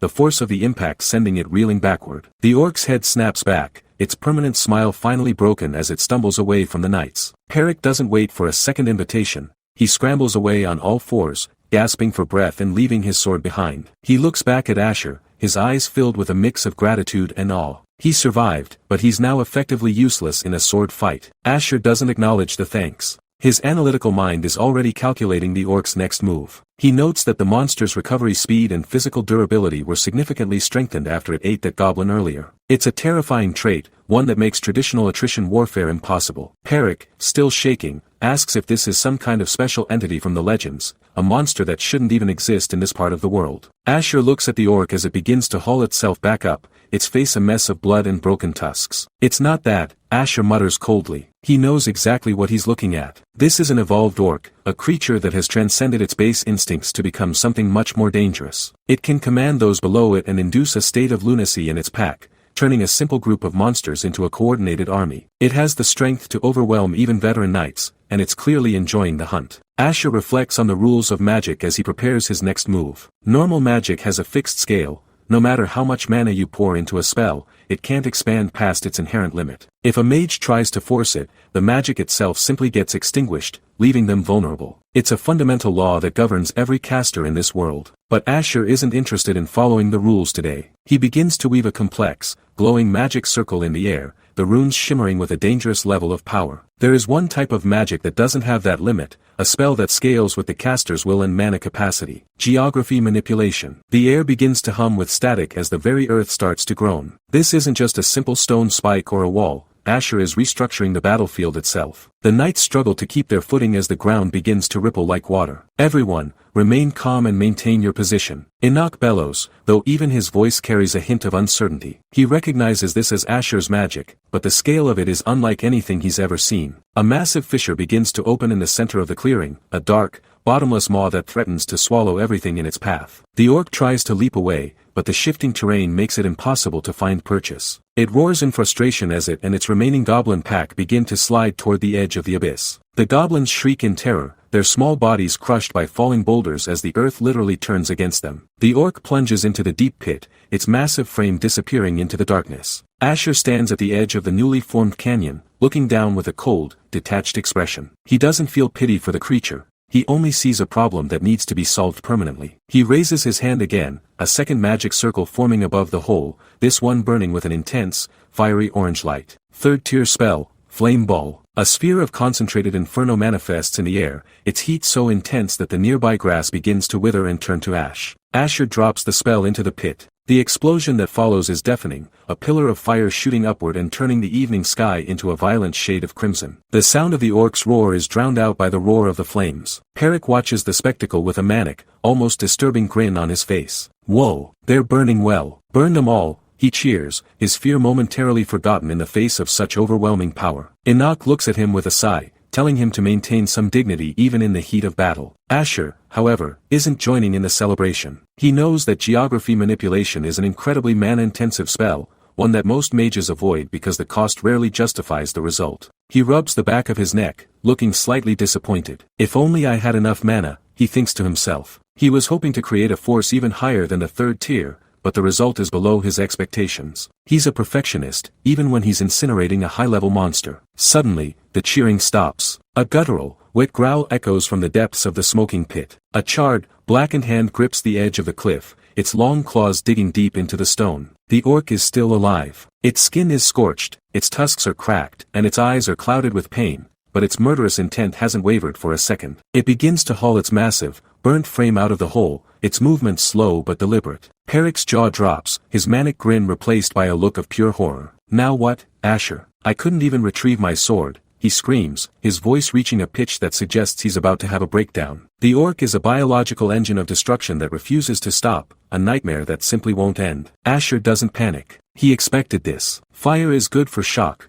but against a creature with this much vitality, you need something that stops the blood from flowing entirely. He raises the dead mage's wand, the blue orb at its tip pulsing with a frigid, ethereal light. Wave, he whispers. A surge of frost magic erupts from the wand, washing over the clearing like a tidal wave of ice. He doesn't stop there. Double casting, bitter cold arrows. A barrage of crystalline projectiles rains down on the orc, each one trailing a wake of freezing mist. The arrows don't just pierce the monster's charred flesh, they explode upon impact, spreading a flash freeze effect that turns blood to ice and muscle to stone. The orc's movements stutter and then stop completely. It tries to let out one last roar, but its throat is already seizing up, its breath turning into a cloud of frost. The knights watch in silence as the massive beast is transformed into a macabre ice statue, its predatory crouch frozen in time. The goblins around it suffer the same fate, their shrieks silenced forever by Asher's cold efficiency. Asher lands gracefully on the frozen ground, his cloak billowing in the wind. He looks at the conquered monster and simply says, "Conquest complete." The threat that nearly wiped out the Baron's knights has been neutralized by a single mage who thinks the whole thing was a bit of a letdown. The scene shifts away from the blood-soaked forest to the grand spires of Magic City Virant. The architecture is a testament to human ingenuity and magical prowess, with soaring towers and intricate bridges that seem to defy gravity. Two men sit at a quiet outdoor cafe, the sun shining brightly over the bustling streets below. One of them holds a newspaper, his expression one of total shock. "Did you see the news?" he asks his companion. "The magic tower is sealed off. Now I've seen everything." His friend nods grimly, taking a slow sip of his tea. Rumors are spreading like wildfire through the city. They say the magic tower's energy source exploded during a series of dangerous, secret experiments. Most of the mages who live there have vanished without a trace, and the tower's functions have ground to a halt. The public is divided. Some say it was divine punishment for the mage's arrogance, while others believe it was a planned, man-made disaster. "Do you trust that?" the man asks, leaning in closer. "Someone must have plotted to seal the Bohemian magic tower. There's no way they would ever seal themselves off willingly." He whispers that he heard the tower was undergoing experiments so dark that they were attacked to prevent them from finishing. Suddenly, the man's words are cut short. A hand reaches out and grabs his collar with bone-crushing force, spilling his tea across the table. He looks up into the eyes of a woman with fiery red hair and a gaze that could melt steel. She looks like she just stepped out of a war zone, her expression one of cold, focused rage. "Say that again," she demands, her voice a low, dangerous growl. The man stammers, his face turning a shade of purple as he tries to breathe. He has no idea who he just offended, but he knows he's in deep trouble. While the capital is gripped by conspiracy and fear, the mood back at Baron Paitez's domain is much more festive. A grand banquet is being held in the main hall to commemorate the safe return of the subjugation team. The room is filled with the sound of laughter, the clinking of wooden mugs, and the smell of roasted meat. Knights who were nearly killed just hours ago are now boasting about their bravery, their injuries bandaged but their spirits high. Baron Paitez stands at the head of the table, raising a mug in a toast to the heroes who saved his lands from the bandit threat and the monstrous orc. The grand hall of the estate is bathed in a warm, amber glow, the long tables overflowing with food as the people celebrate their survival. Baron Paitez stands at the center of it all, hosting a grand banquet to commemorate the team's return from the jaws of death. A knight leans back with a look of pure relief on his face, remarking that everyone did a great job and it's a miracle there were no casualties. Laughter echoes through the room, the blurred faces of the guests showing the sheer joy of a successful mission. A voice cuts through the din, announcing that the man of the hour has finally arrived. Baron Paitez's face is flushed with wine and excitement, his eyes crinkling as he spots his guest. Asher walks into the hall, his posture perfect and his expression calm, accompanied by a servant. He adjusts his collar with a slight, polite smile, asking if he's arrived too late for the festivities. The Baron waves his hand dismissively, insisting that he's arrived exactly on time. The Baron pulls Asher close, his arm draped over the mage's shoulder as he offers a glass of deep red wine. Asher takes the glass, offering a quiet thank you to his host. He looks around the room, noting the diverse crowd and mentioning that he didn't expect the common soldiers to be invited to such a grand event. The Baron smiles warmly, stating that these men worked hard to protect the territory, so their social status shouldn't matter tonight. The Baron clears his throat, his expression turning a bit more serious as he brings up the bandits they subjugated. He leans in, sipping his wine while noting that those criminals were unusually strong for a simple bandit group. Asher agrees, his eyes narrowing as he recalls the fight, noting they were quite different from the usual rabble. He thinks back to the skill level they displayed during the ambush. A mental image of the bandit leader appears, a man with a scarred face and a cold gaze. Asher muses that with that level of skill, they didn't have to rob people to make a living. He stares into his wine, pondering the mystery of their origins. The Baron nods, telling Asher his intuition is correct before signaling his aide. The aide steps forward, holding a rolled parchment as the Baron explains this will help him understand. The document is unrolled, revealing that after a thorough investigation, the bandits were identified as wanted criminals. The posters show the faces of the men Asher fought, identifying them as former gold rank adventurers. The text reveals they killed their own comrades and fled a few years ago, eventually forming this bandit gang. A crest of a kingdom is shown, partially obscured by chains and fire, representing their fall from grace. A golden adventurer's tag hangs from a chain, glowing with a prestige that has long since been tarnished. Gold rank is the fourth highest rank among adventurers, a status earned only after numerous achievements. Asher looks over the documents, his face unreadable as he processes the information. He realizes now why there was a staggering 10 million elk bounty placed on their heads. He considers the Baron's pleased expression earlier. Asher takes a slow sip of wine, thinking that if the subjugation had proceeded without him, the damage to the territory could have been severe. He is suddenly interrupted by a strange sound from his host. He looks up, surprised by the sudden shift in the Baron's demeanor. The Baron is looking at him with wide, teary eyes and a blushing face, making Asher ask why he's being looked at like that. The Baron begins to gush, praising Asher for not only dealing with the bandits but also taking care of the subspecies on behalf of the deceased adventurers. He adds that the Adventurers Guild has even sent their thanks,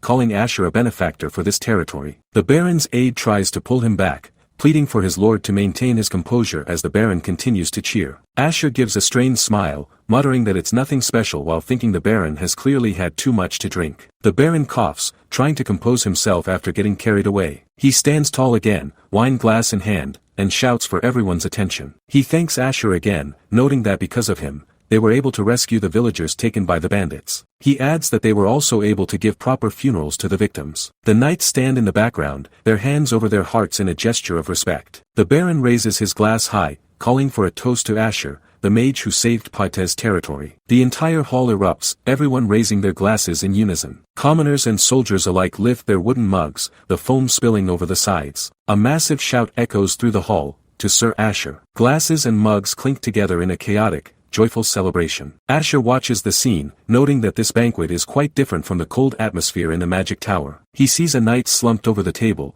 groaning that he can't drink anymore, while others continue to cheer. It is a banquet where everyone enjoys themselves regardless of social status, united in spirit. A maid walks past Asher, smiling brightly at him, a stark contrast to the magic tower that treated him coldly. He looks at his own hand, feeling the warmth of the room. This warm and unpretentious place is quite to his liking. For the first time since escaping from the magic tower, he feels a sense of belonging. A knight puts an arm around him, forcing him to take another drink. Asher finally lets his guard down, a genuine smile spreading across his face. He is able to smile genuinely, completely unaware of the massive upheaval brewing elsewhere. The scene shifts to the Bohemian Magic Tower, its spires reaching toward a blood-red sunset. A lone figure in a dark cloak walks toward the massive, crumbling structure. The title screen appears, the genius mage who shatters limits. Debris falls from the sky, the world seemingly breaking apart. In the city, people are whispering in shock, unable to believe the rumors that the magic tower is actually fine. Robellin, a woman with vibrant red hair, looks up at the sky with a pensive expression. A man approaches her, calling her name tentatively. He asks if she has just returned from Virant. She confirms, mentioning she heard the power source went berserk and devastated the area. She notes with relief that the building is more intact than she expected. She adds that the building can be restored quickly,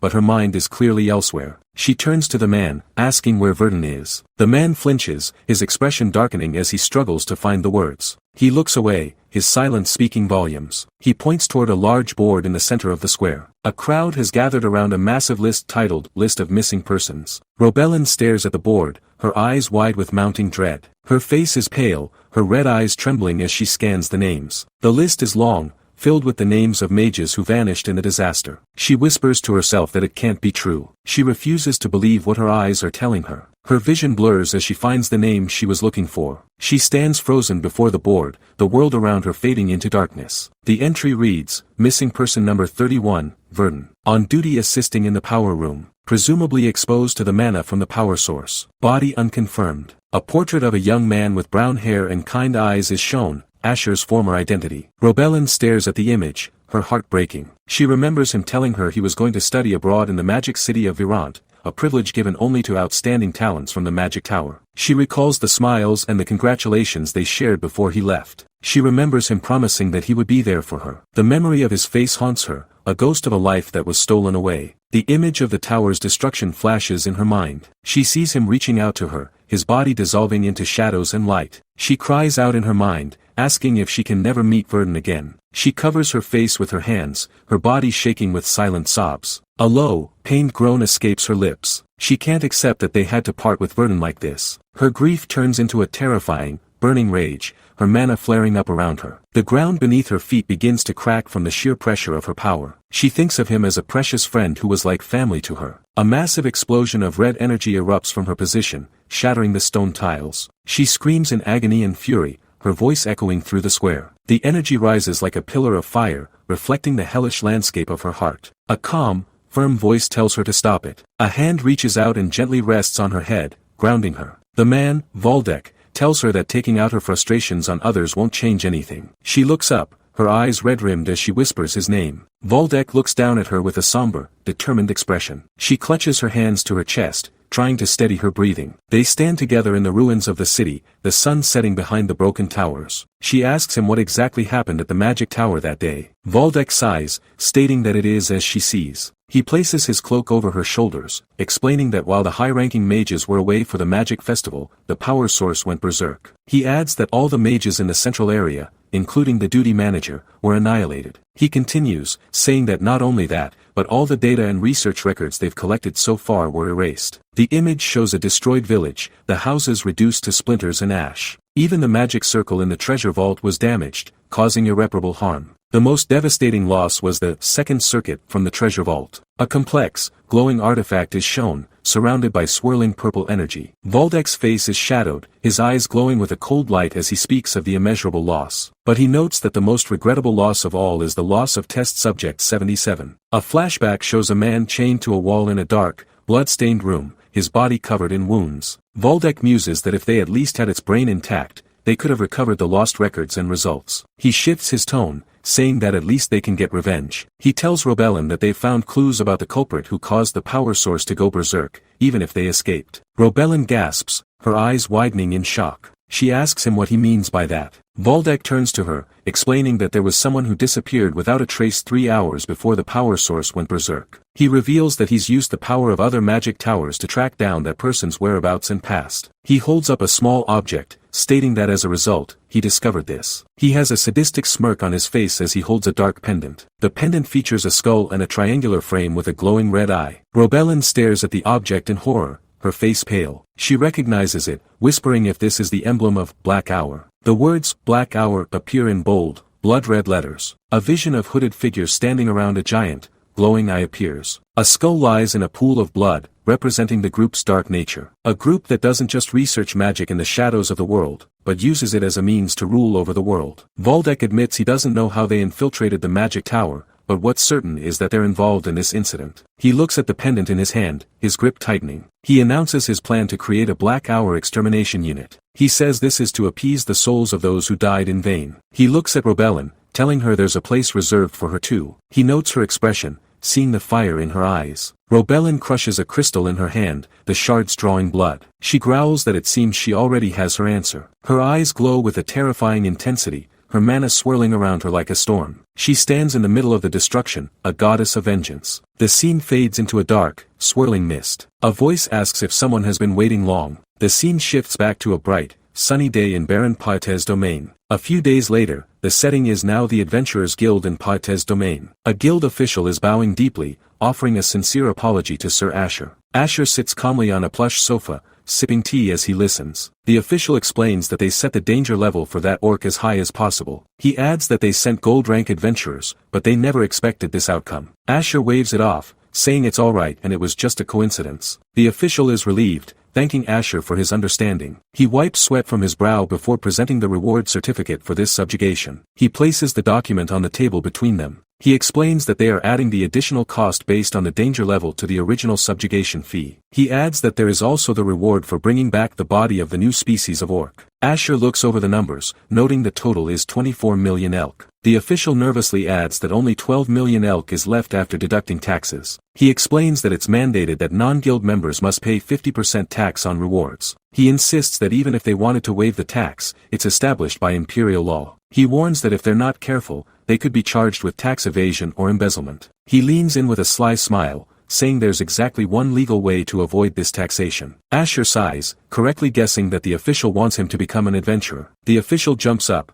shouting that he's absolutely correct. He explains that in their guild, the higher your rank, the lower the tax. He offers to start Asher from silver rank because he is a special case. Asher immediately refuses, stating that becoming an adventurer would restrict his future actions. The official tries to persist, pushing an application form toward him. Asher sets his teacup down with a firm click, stating that what's more important to him now than money is something else. He tells the official that's enough and to please process the payment as is. He gives a bright, cheerful smile that doesn't reach his eyes. He signs the document, his hand steady and fast. He thinks to himself that he needs to become stronger to get his revenge. The official is left stunned, his mouth hanging open. He tries one last time to mention the lower tax rates for higher ranks. Asher ignores him, his mind already on his next move. He repeats that becoming an adventurer will limit his future actions. He looks at the official, his gaze turning cold. He states that what matters more than money right now is his growth. He laughs, saying it's fine and he'll just take the 12 million. His cheerful facade is back, but the air around him feels heavy. He signs the final line of the contract. His internal monologue screams that he must grow stronger, strong enough to take revenge. The official can only blink and ask, "Pardon?" The scene transitions to a dark, dusty room. Asher reflects that even though he lived as a test subject in the Bohemian Magic Tower for 7 years, his essence remains that of a mage. A magic circle glows on the floor, illuminating the darkness. He is in the Pyth Territory Adventurers Guild storage. He stands before a massive object covered by a dirty tarp. He muses that a mage is always a seeker of mysteries and a researcher. He explains that's why he brought the corpse of the variant he defeated here. He wears a mask and gloves, preparing for his work. He pulls back the tarp, revealing the massive, gray-skinned orc. He prepares for full-scale research on the creature's biology. He notes that they even own an artifact that preserves the state of what's covered. He admits that since this is just an adventurer's guild in the Pyth territory,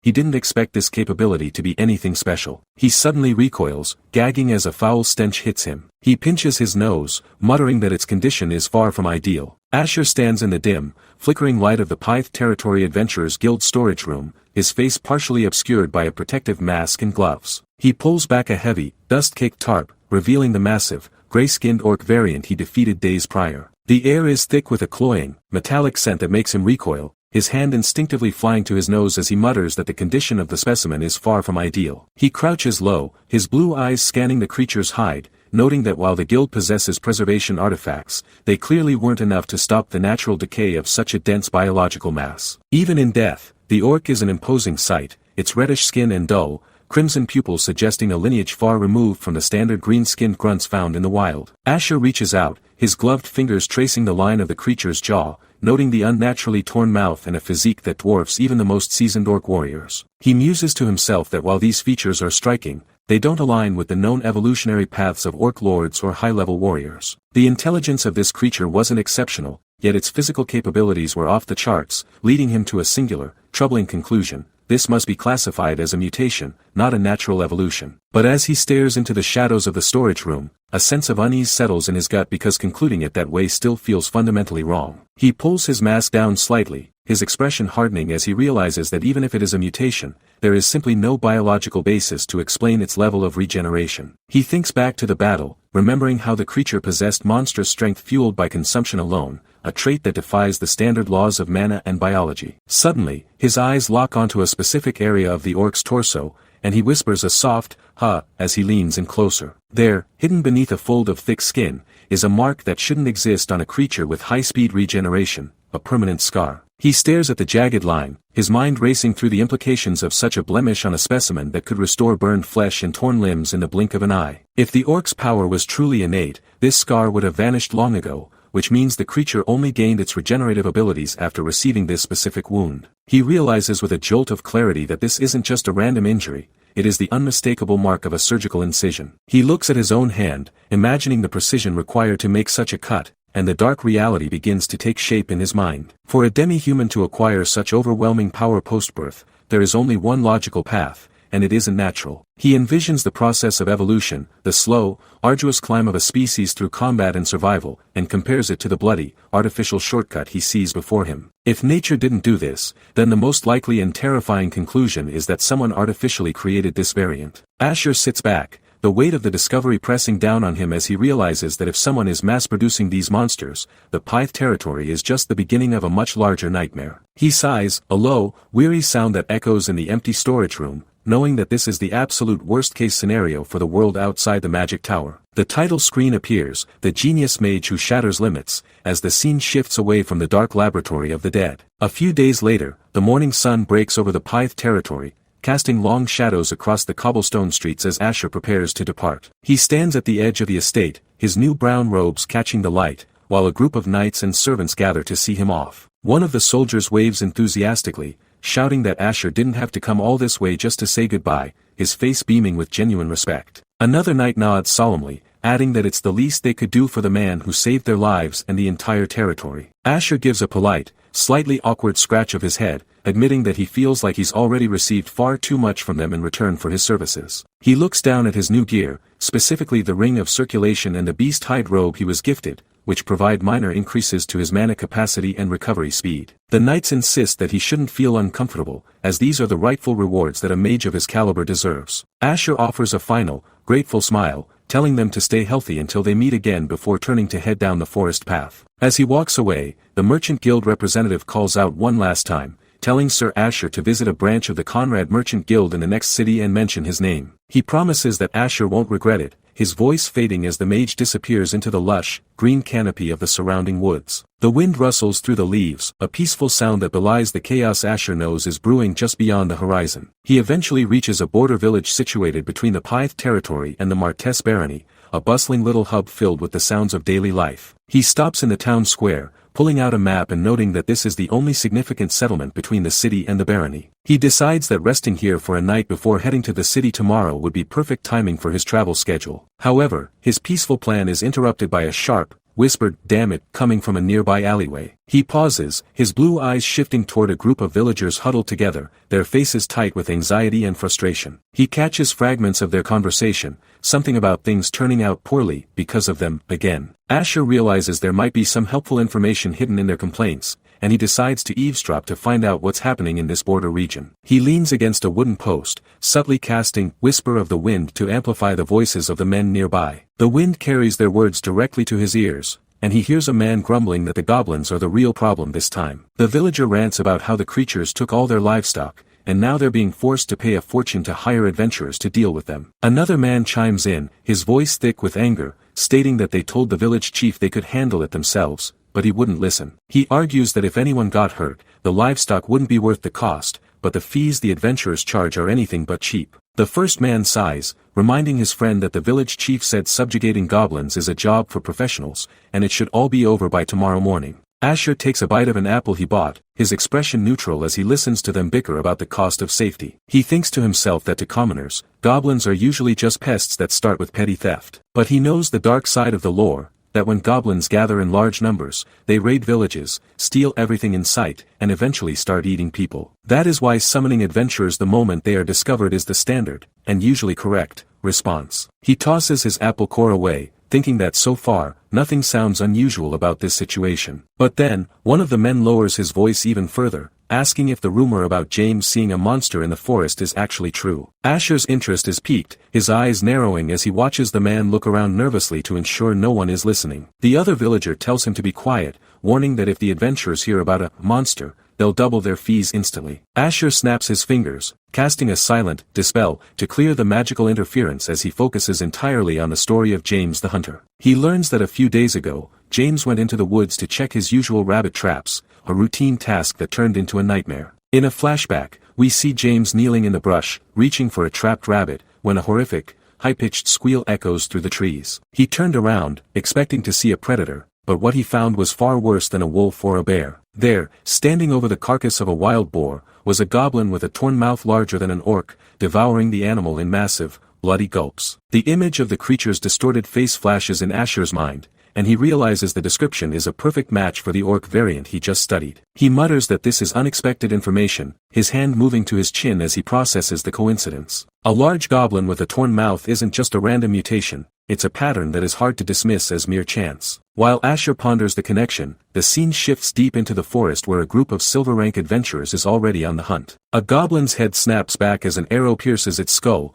blood spraying against the green leaves with a wet thud. The creature collapses with a final, gurgling keek as the archer, a woman named Myrna, steps out from the shadows. She looks back at her partner, a swordsman named Loke, and asks how that was, bragging that her aim has improved significantly. Loke just scoffs, crossing his arms and asking if she's really bragging about hitting a target standing right in front of her. He mocks her, asking if her nose is 3 meters long or if she's just that desperate for praise. Myrna snaps back, telling him not to make her break his nose, her face flushed with annoyance. Their bickering is cut short by the leader of the group, a mage named Iris, who tells them to cut the jokes because they are in the middle of a mission. She turns to the fourth member, a scout named Mild, and asks if he's found any signs of the main goblin nest yet. Mild points toward a dark opening in a nearby cliffside, stating that there's a cave over there that looks like a classic goblin lair. The group approaches the entrance, finding a grotesque totem made of animal and human bones standing guard. Iris identifies it as a symbol of a higher species, likely hobgoblins, which raises the danger level of the mission. The team gathers around a map, Iris explaining that as long as they are careful with the cave's terrain, it shouldn't be too dangerous for silver ranks. She commands them to destroy all the warning devices and totems before they enter to avoid alerting the nest. Loke kicks over a pile of skulls, muttering a quick "got it" as the team prepares for the breach. Iris raises her staff, casting Imbue Sight on her allies, her magic circle glowing a vibrant green in the forest shadows. Myrna gasps, her eyes widening as she realizes she can suddenly see clearly in the dark cave as if it were broad daylight. Iris tells them that now they won't need torches, allowing them to keep their hands free for combat. Loke grins, remarking that their leader is as reliable as ever, and the team begins their descent into the black maw of the cave. They move in a tight formation, their footsteps echoing against the damp stone walls as they push deeper into the earth. Myrna whispers that things are going smoothly and that this will probably be over quickly, her confidence returning. But Iris doesn't share her optimism, telling her not to let her guard down because the mission isn't over until they're back in the village. Suddenly, a strange, wet sound echoes from the darkness ahead, a rhythmic talk that makes the entire team freeze. They round a corner and find a sight that stops their hearts, a cavern floor littered with the mangled corpses of dozens of goblins. Myrna stammers that it could be a hobgoblin's doing, but the way the bodies are torn apart looks more like a feeding ground than a battlefield. She offers to go scout ahead, her voice trembling slightly as she creeps toward a ledge overlooking a lower chamber. Iris tells her to be careful and to send a signal the moment she sees anything unusual. Myrna peers over the edge, and the sight that greets her sends a wave of pure terror through her body. Below them, a massive shadow looms against the far wall, the sound of crunching bone filling the air. She hears something that sends shivers down her spine, a low, guttural growl that sounds nothing like a standard monster. Locke calls out to her, asking what's wrong, but Myrna can't find the words to answer him. She just stares down at the horror below, a giant goblin, its mouth torn wide and dripping with gore, hunched over the remains of its own kind. It isn't just killing the other goblins, it is systematically devouring them to fuel its own growth. Iris realizes with a shock that this is a mutated variant, a monster that has transcended its own species through cannibalism. She grips her staff tight,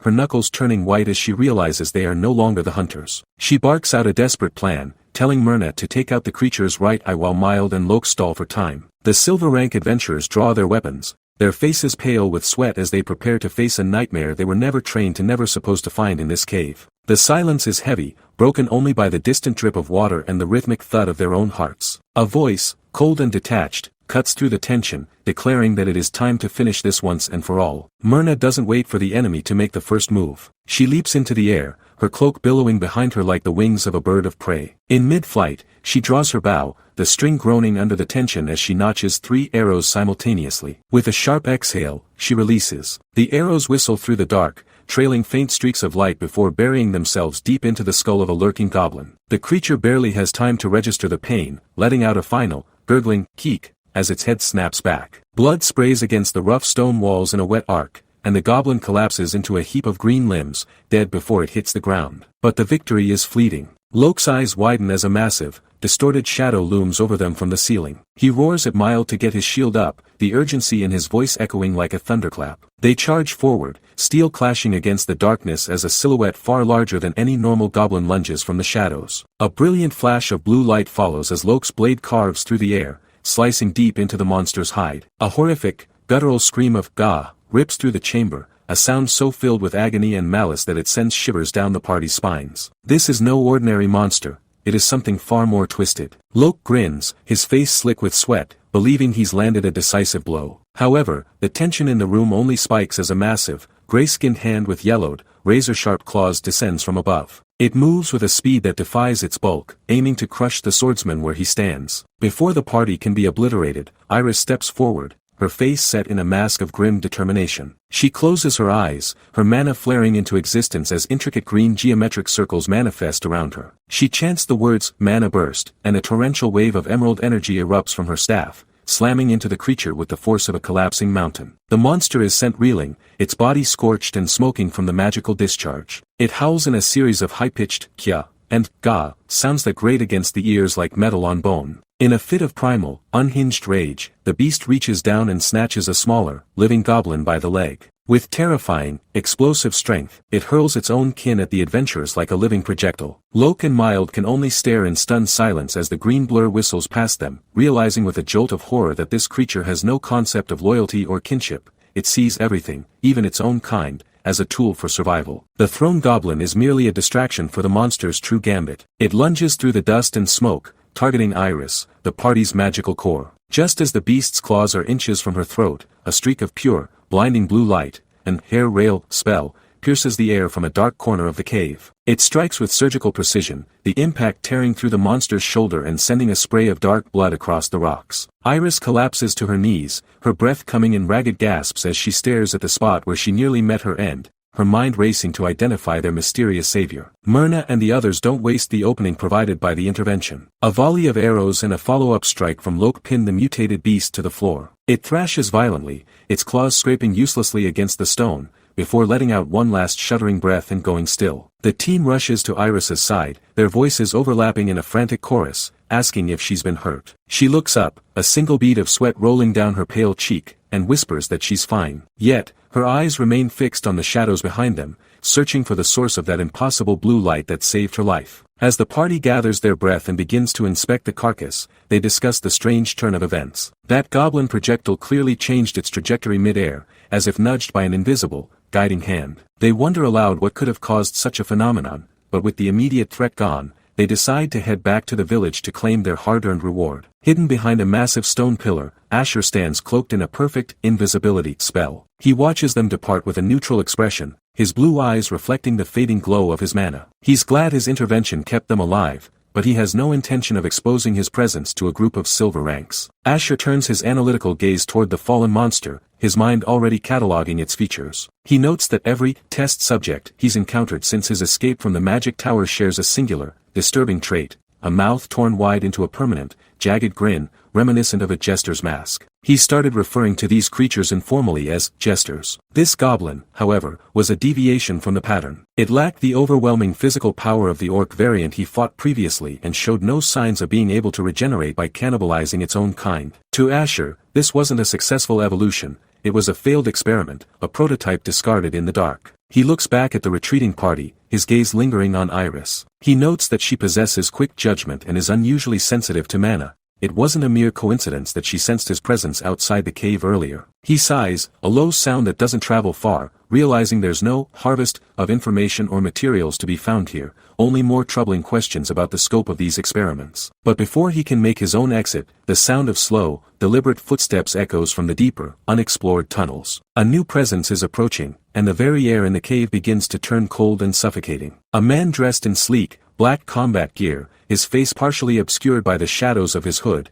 emerges into the light of the chamber. He looks down at the dead, jester, goblin and then toward the path where the adventurers left, his face twisted in a mask of profound annoyance. He introduces himself as the caretaker of this facility, and it is immediately clear that he is not happy about his laboratory being trashed by pests. Locke and the others, having heard the voice, turn back and draw their weapons, demanding to know his identity. The man just sighs, a sound of pure exasperation. He tells them that if they take even one more step closer, he will be forced to attack. The caretaker mutters to himself that if the professor finds out about this mess, he'll go absolutely crazy. He looks at the silver rank party with a mixture of pity and cold malice, as if looking at insects that accidentally wandered into a trap. Since the experiment is compromised and there's no guarantee these adventurers won't blab about the location of the lab, he reaches a simple, dark conclusion. They all have to die here. He rests a gloved hand on the hilt of his rapier, his posture relaxed but radiating a lethal intent that freezes the party in their tracks. He begins to laugh, a dry, mocking sound that bounces off the cavern walls. He tells them that their bravado is amusing,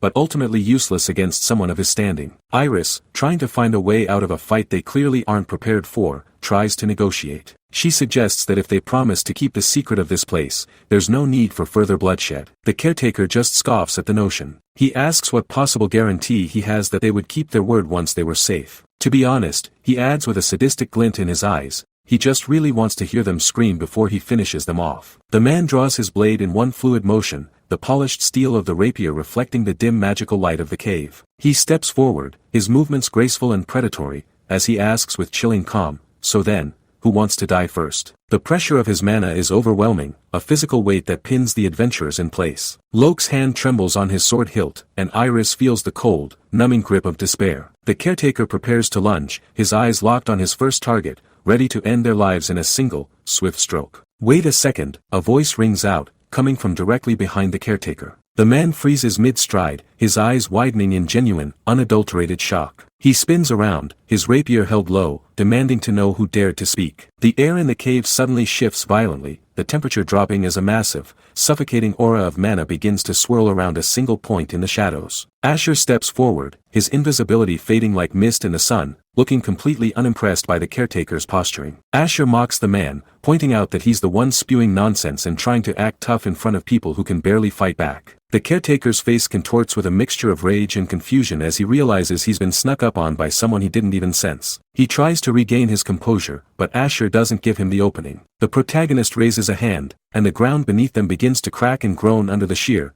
concentrated weight of his magical presence. He stares the caretaker down, his blue eyes glowing with a dangerous, predatory light. Asher asks the man if he doesn't agree that the only one dying here today is the caretaker himself. A massive, intricate blue magic circle forms in front of Asher, crackling with arcs of lightning and raw, unfiltered power. The caretaker can only stare in silent horror as he realizes the astronomical gap in their magical abilities. The silver rank party watches from the sidelines, stunned into silence by the sudden appearance of this monstrously powerful mage. Asher's mana reaches a deafening crescendo, a blinding light filling the entire. A dark, ominous circle glows against the pitch-black void, bearing the chilling message that it is already too late. A gloved hand grips the hilt of a jagged blade, the steel reflecting the dim, flickering light of a hidden laboratory. In the center of a massive, multi-storied library, two figures stand poised for a lethal exchange, their shadows stretching long across the wooden floorboards. The perspective drops to the ground, focusing on the dust and the weight of the silence that has settled over the room. A single ellipsis hangs in the air, marking the heavy breath taken before the storm begins. Asher's sharp blue eye peers out from beneath his silver hair, his gaze cold and analytical as he prepares to dismantle his opponent. He whispers to himself, "Let's see," his voice carrying a detached curiosity that would terrify a lesser man. He studies the man standing before him,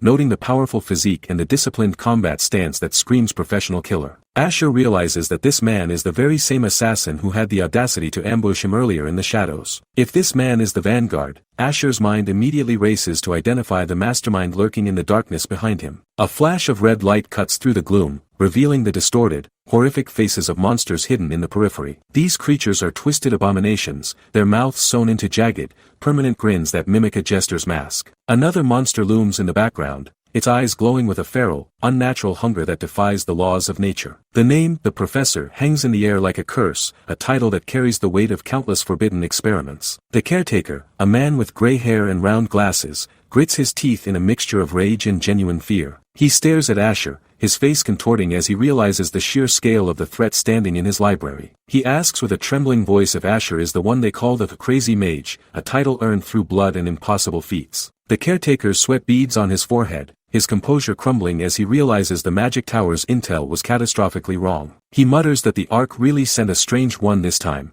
referring to the mysterious organization pulling the strings from the shadows. The name of this Ark group keeps surfacing, a recurring nightmare that Asher is determined to wake up from. Asher looks at the broken man before him and asks if he truly came from the Ark, his voice devoid of any mercy. Asher stands tall, his staff held firmly as the light of a nearby fire casts a flickering orange glow across his determined face. He decides that he will subdue these pests first and then extract every scrap of information they possess. He doesn't wait for a response, his mana beginning to surge as the very air in the room starts to vibrate with power. The words, Earth Spear, manifest in a glowing circle, signaling the start of a magical onslaught. A massive spike of rock erupts from the floor with a deafening crack, forcing the caretaker and his assassin to dive for cover. The assassin barely manages to roll away, the stone spear whistling past his head and embedding itself deep into the ceiling. The caretaker screams at his subordinate, calling him an idiot for allowing the situation to spiral out of control. He demands to know what they are going to do now that their laboratory is being systematically dismantled. The assassin can only offer a weak apology, his eyes fixed on the silver-haired monster that is currently hunting them. The caretaker realizes there is no choice left but to move their ultimate plan forward, regardless of the cost. He commands the assassin to take responsibility and buy him enough time to reach the inner sanctum. The assassin grunts in acknowledgement, his face set in a mask of grim determination as he prepares to throw his life away. Asher watches the caretaker flee through a hole in the wall, his eyes narrowing as he realizes the man is trying to escape. He declares that the man isn't going anywhere, his mana flaring into a brilliant blue aura that illuminates the entire library. Asher raises two fingers, a concentrated orb of magical energy forming at his fingertips with a high-pitched hum. The words, "Magic Arrow," appear as he releases a volley of light that streaks through the air like a falling star. The assassin roars, "Not so fast," as he swings his blade with desperate strength to intercept the projectile. A massive explosion of blue light follows, the impact sending a shockwave that rattles the bookshelves and shatters the glass vials on the tables. The assassin stands his ground amidst the smoke, his breathing heavy as he manages to deflect the initial strike. He mutters a mock apology, stating that he has been ordered to buy time and he intends to do exactly that. He draws a second blade, the twin steels humming as he prepares to engage the mage in close-quarters combat. Asher remains unimpressed, his mind already calculating the exact output needed to end this without killing his source of info. He realizes that a low-power magic arrow can be blocked, but increasing the output might accidentally vaporize the assassin. He wonders what his next move should be, his blue eyes scanning the room for any tactical advantage. The assassin lunges forward, his movements a blur of speed as he attempts to close the gap before Asher can cast again. Their weapons clash in a shower of sparks, the mage using his staff to parry the lethal strikes of the professional killer. The assassin is shocked by Asher's physical prowess, his eyes widening as he realizes he can't simply overpower the mage. He roars at the caretaker to go ahead, promising to hold the line until his last breath. He tells his master that he will follow shortly, a lie they both recognize as a final farewell. Asher watches the caretaker disappear into the darkness, his expression one of cold, focused irritation. He isn't even going to thank the man for his sacrifice, showing the true, heartless nature of the organization they serve. Asher doesn't waste another second on the assassin, his body turning into a streak of blue light as he uses a high-speed movement spell. He mutters that the caretaker couldn't have gotten far, his footsteps echoing through the cold, stone corridors of the facility. He runs past rows of empty cells and discarded experiments, the air growing colder with every step he takes. Suddenly, he stops in his tracks, his hand flying to his face as a horrific odor hits him like a physical blow. He gasps, that smell, his eyes watering from the sheer intensity of the rot. It is the unmistakable, cloying stench of decaying corpses, hundreds of them piled somewhere in the dark. He looks down a long, narrow bridge that leads into a massive, vaulted chamber filled with rows of glowing vats. At the far end of the bridge, a figure stands waiting, his silhouette framed by the eerie light of the laboratory. The professor laughs, his voice echoing off the walls with a manic, high-pitched edge. He admits that he didn't expect his subordinate to stop Asher, but he also didn't expect Asher to catch up this quickly. He turns around, revealing a face twisted by madness and a monocle that glints in the magical light. He tells Asher that he is actually glad the mage came, as he has been dying to show off his life's work. He asks Asher what he thinks of his creations, gesturing to the shadows where more monsters begin to stir. Asher stares at the rows of cages, realizing that these are the digesters he has been seeing throughout the facility. The professor boasts that he has made a lot of them, each one a step toward his vision of a perfect world. He mocks Asher for calling them jesters, claiming that the name sounds like he is belittling his magnificent achievements. He declares that these are new possibilities, a form of evolution that he has pioneered in his own unique way. He spreads his arms wide, looking like a dark priest presiding over a congregation of the damned. He admits that the ones Asher saw outside were failures that couldn't fully accept his grand ideals. However, he adds with a sneer, they are still more than enough to stop a meddling intruder like Asher. He reaches into his coat and pulls out a small, black remote with a single, prominent red button. He presses it with a sadistic grin, the mechanical click sounding like a death knell in the silent room. He tells Asher to take his time and enjoy himself, calling him a crazy mage one last time. Suddenly, the floor begins to shake as dozens of hidden hatches slide open simultaneously. A horde of green-skinned goblins, all bearing the horrific jester grin,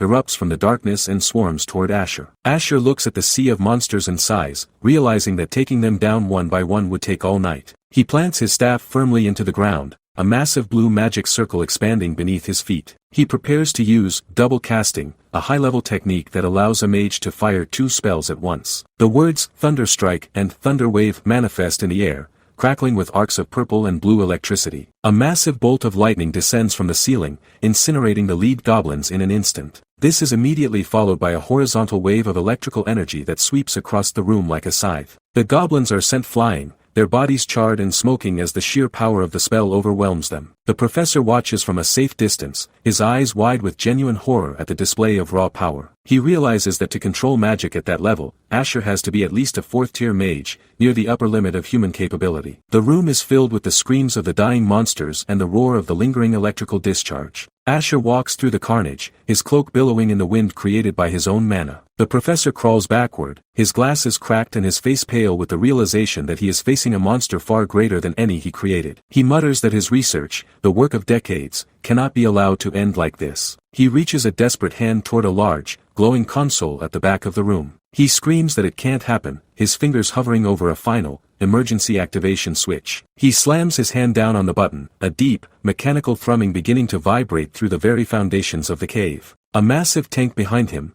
filled with a dark red fluid, begins to glow with an intense, pulsating light. Inside the tank, a slender, humanoid shape can be seen floating in the viscous liquid. The professor calls it his magnum opus, his child, the culmination of all his forbidden knowledge. He laughs hysterically as the glass of the tank begins to crack under the pressure of the creature's awakening. The creature inside has pale skin and long, spindly limbs, its face hidden by the shadows of the bubbling fluid. The professor looks at Asher and asks if he is ready to meet the future of humanity. He claims that this child will become the ultimate evolution, a being that transcends the limitations of flesh and bone. Asher watches as the red fluid drains away, revealing the creature in its entirety. It stands slowly, its movements fluid and predatory, like a spider emerging from its web. The professor is still laughing, but his joy is cut short as the creature turns its glowing red eyes toward him. The creature's mouth opens, revealing rows of needle-sharp teeth that drip with a dark, corrosive saliva. It speaks in a raspy, distorted voice, uttering the words, "I'm hungry." The professor's eyes widen in shock as he realizes he is no longer the master, but merely the first meal. The creature lunges with impossible speed,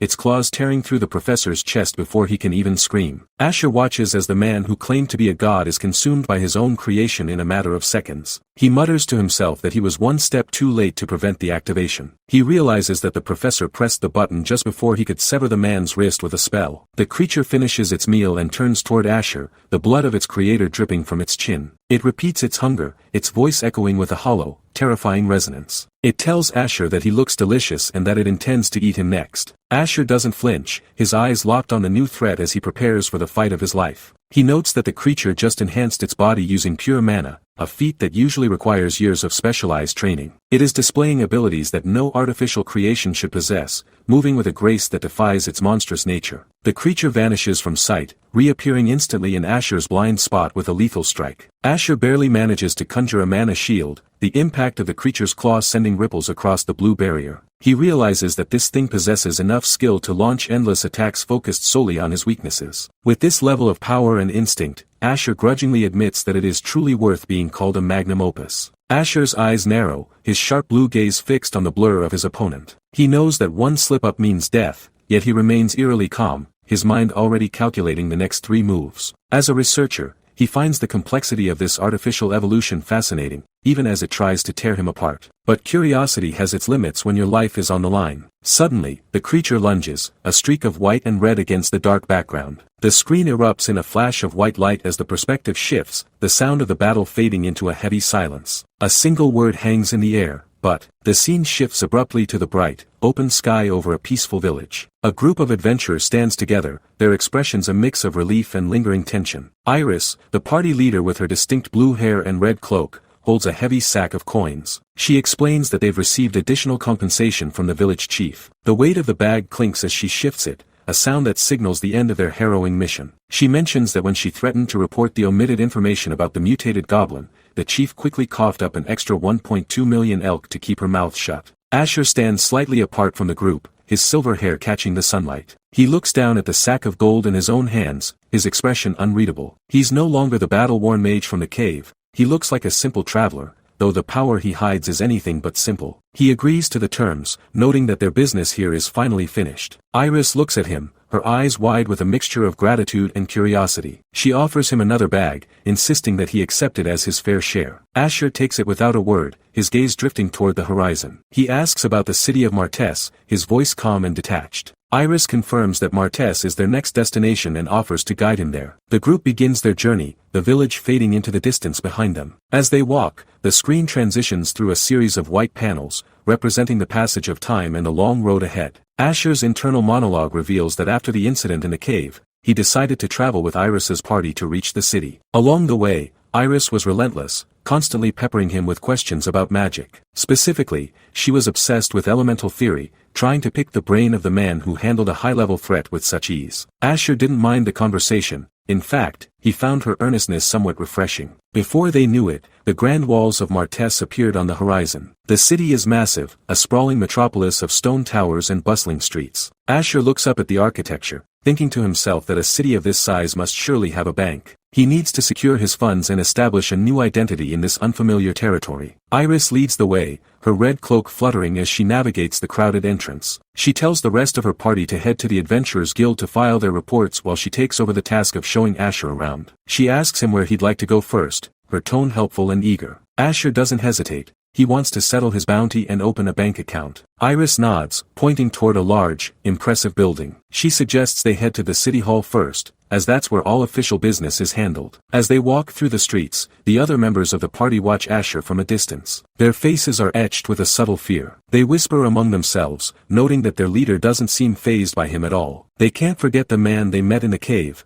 the one Asher killed without a moment's hesitation. To them, he is a walking disaster, a crazy mage whose power is as terrifying as his cold demeanor. They arrive at the Martes City Hall, a grand structure with high arches and guarded entrances. Iris explains that bounty rewards are administered here. However, they immediately run into a problem. Asher nearly finds himself in trouble because he hasn't had time to create a new ID after his recent body change. The guard at the door is stern, his hand raised as he declares that without a verified identity, entry is strictly forbidden. Iris looks worried, but Asher remains calm. He reaches into his cloak and pulls out a document. Fortunately, he has a letter of endorsement from Baron Pythe. The guard's eyes go wide as he reads the paper, his posture instantly shifting from aggressive to submissive. The name of the Baron carries immense weight in this region. The guard stammers an apology and quickly allows them to pass. Inside, they are greeted by a boisterous official with a thick beard and expensive robes. He laughs loudly, his voice echoing through the hall that he tells Asher that he's already received word of his deeds. He's heard that Asher did something quite spectacular in the Baron's territory. Before Asher left Pythe's lands, the Baron had shown him great kindness, and this official is eager to follow suit. He asks Asher to accept a token of gratitude for saving the Pythe family. He explains that his own family lives in that territory and he is deeply thankful for Asher defeating the bandits. Unexpectedly, the official gifts Asher with a high-level ID on the spot. This is a massive stroke of luck, as it bypasses weeks of bureaucracy. Thanks to this, Asher is able to open a bank account immediately. He looks at the blue bank book in his hand, his mind drifting back to his old life. He still has the account he used back in Virant, but he knows he can't touch it. If he uses that one, the Tower Master might be able to trace the Mana's signature back to him. He can't afford to be careless. The shadows of his past are still hunting him. Next, they visit a local blacksmith. The shop is filled with the smell of coal and the sound of hammers on anvils. Asher holds up a small, glowing orb and tells the smith he'd like it fashioned into a staff. The blacksmith, a stout man with a bald head, examines the component. He grunts, stating that for a piece like this, he'll need rare materials and at least 3 days to complete the work. In the meantime, he hands Asher a temporary staff to use. It's a simple wooden pole topped with a purple crystal. Iris watches as Asher tests the weight of the temporary weapon. She asks him if he prefers staves over wands, noting that most mages of his caliber use more compact focuses. Asher gives a dry, almost robotic response. He says he just got used to using long staves from sweeping with brooms a lot. Iris stares at him, her expression a mix of confusion and disbelief. Brooms? She doesn't know if he's joking or if he's actually spent his life as a janitor. She quickly shakes it off and asks if they should move on to the next location. Their next stop is the Martes Public Library. The building is a cathedral of knowledge, with stained glass windows and rows of books that stretch toward the ceiling. Asher looks up at the grand reading room, his eyes gleaming with a different kind of hunger. He asks if they have books on enchantment magic here. Iris laughs nervously, saying they should have some, but maybe not at a level that would satisfy a mage like him. Asher doesn't care about the level. He tells her that basic ones will do just fine. He approaches the librarian and makes a request that leaves the man speechless. When asked how many books he'd like to borrow, Asher simply says, all of them. The librarian's jaw drops, and even Iris looks horrified. This is the biggest sale or rental the library has ever seen. A massive stack of books, nearly 6 feet tall, is piled onto a table. Iris has to help hold the stack as it wobbles precariously. Asher calmly hands over his new bank card and tells the librarian to charge the rental fees to his account. He then requests that the entire collection be delivered to the top floor of the Lorix Hotel. The librarian can only nod in shock as Asher walks away, leaving a trail of stunned silence in his wake. Later that evening, Asher and Iris are sitting in a quiet cafe. The sun is setting, casting long orange shadows across the table. Iris is slumped over, her head resting on the wood as she groans about how tired she is. She looks up at Asher, who is already buried in one of the library books. She watches him, her mind racing with questions. Just who is this man? He's a mystery wrapped in silver hair and overwhelming power. She realizes she never even asked for his name. She asks him what she should call him. Asher doesn't look up from his page. He simply says his name is Asher, but tells her to call him whatever is easiest. Iris perks up instantly, her energy returning. She declares that she'll call him Asher and asks him to speak casually with her as well. Asher notes internally that she got comfortable with him very quickly. Iris takes this chance to ask the question she's been dying to know. She asks why he was in that cave in the first place. Asher pauses, his finger tracing the text on the page. He thinks to himself that he can't exactly say he saved them by coincidence, and it would sound weird to say he just happened to be there. He decides to give a vague excuse. He tells her he was chasing a certain man. Iris's eyes widen. Chasing a man? She wonders if he's some kind of secret agent hunting a shadow organization. Asher shuts the book with a soft thud, telling her that he didn't gain much from the pursuit in the end. He tells her that today has been more than enough and that she can go back now. Iris offers to escort him to his hotel, noting that he's new to the city. Asher declines, but she insists, waving goodbye as she finally heads off into the night. She walks through the moonlit streets, her mind still focused on Asher. She thinks about how strange he is. He has such a high level of magic that he can wield all elemental attributes, and his mana pool is so deep she can't even measure it. Not only that, but at such a young age, he has a better theoretical grasp of magic than most academy professors. And to top it off, he's actually a good teacher. She blushes slightly, thinking that with that handsome face, he must be incredibly popular. But then she remembers his personality. When you actually talk to him, he's oddly stiff, almost like talking to a scarecrow. She wonders if he's just coasting on his looks, but then she shakes her head. No, he's definitely the most skilled mage she's ever met. She punches the air with determination, deciding that tomorrow she'll ask him even more about elemental magic. Suddenly, a massive explosion rocks the city. The sound is deafening, and the night sky is illuminated by a violent orange glare. Iris spins around, her face contorting in horror. She gasps, realizing the explosion came from the direction of the Lorix Hotel. That's where Asher is staying. The building is engulfed in a towering inferno, flames licking the sky as debris falls into the streets. People are screaming and running in every direction. Iris stares at the fire, her heart sinking.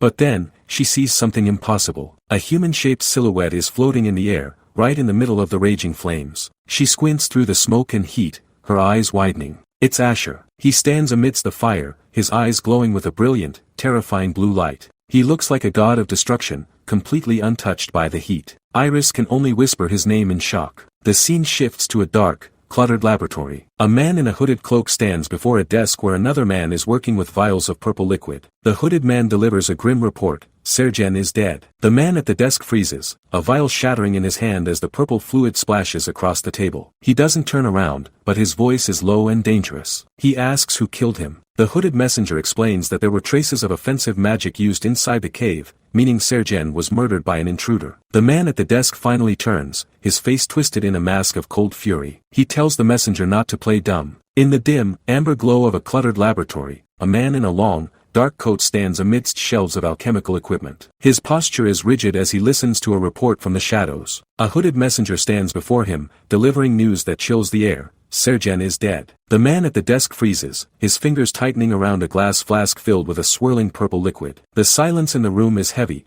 broken only by the faint bubbling of nearby experiments. He doesn't turn around yet, but his voice is a low, dangerous growl as he demands to know who could have possibly killed Sergen. The hooded man remains bowed, explaining that traces of high-level offensive magic were found within the cave, suggesting Sergen was eliminated by a powerful intruder. The researcher finally turns, his face a mask of cold, calculated fury. He stares at the messenger, his eyes sharp behind his spectacles, telling the man not to play dumb. He knows Sergen was useful, a key piece in a much larger game, and his loss is a significant setback. He asks if the test subject is dead as well, his mind already pivoting to damage control. The messenger confirms the grim reality. Both the remains of Sergen and every trace of the test subject have been completely erased from existence. The researcher holds up a vial of glowing green fluid, his hand trembling slightly with rage. He calls the messenger a useless piece of trash, stating that he should have taken care of the intruder along with Sergen. The failure is unacceptable. He thinks back to the 2 test subjects taken from the Pyth Barony,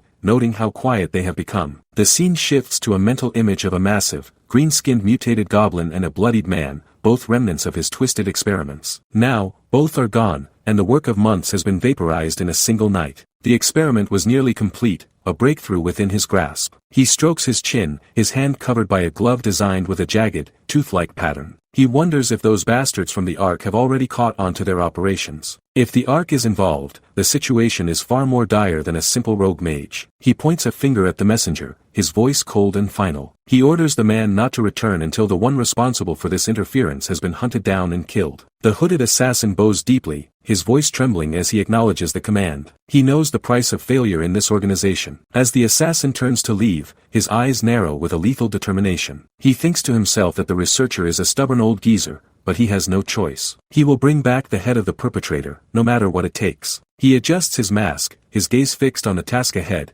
unaware of the monster he is about to hunt. Meanwhile, in the Lorix Hotel, Asher stands in the center of a lavishly decorated room. He holds a leather-bound book, his silver hair catching the light of the fireplace. He is mumbling to himself, practicing a basic form of enchanting magic. A small, glowing blue circle appears in the air as he whispers the words for a cat ear enchantment. He pauses, looking at the magical construct with a critical eye, wondering if this is truly how the spell is supposed to function. He has been wandering around the city of Martes all day, trying to gather information and settle into his new identity. He finds the local methods of magic detection to be incredibly inefficient, a relic of a less advanced era. He walks toward the fireplace, a massive stack of library books piled high beside him. He thinks about the assassin he sensed earlier, noting that the man is likely waiting for him to fall asleep. He decides to play along, walking toward the bed with a deliberate, slow pace. He knows that once he lies down, the assassin will strike, thinking it will be Asher's last moment. Hidden in the rafters, the masked assassin watches,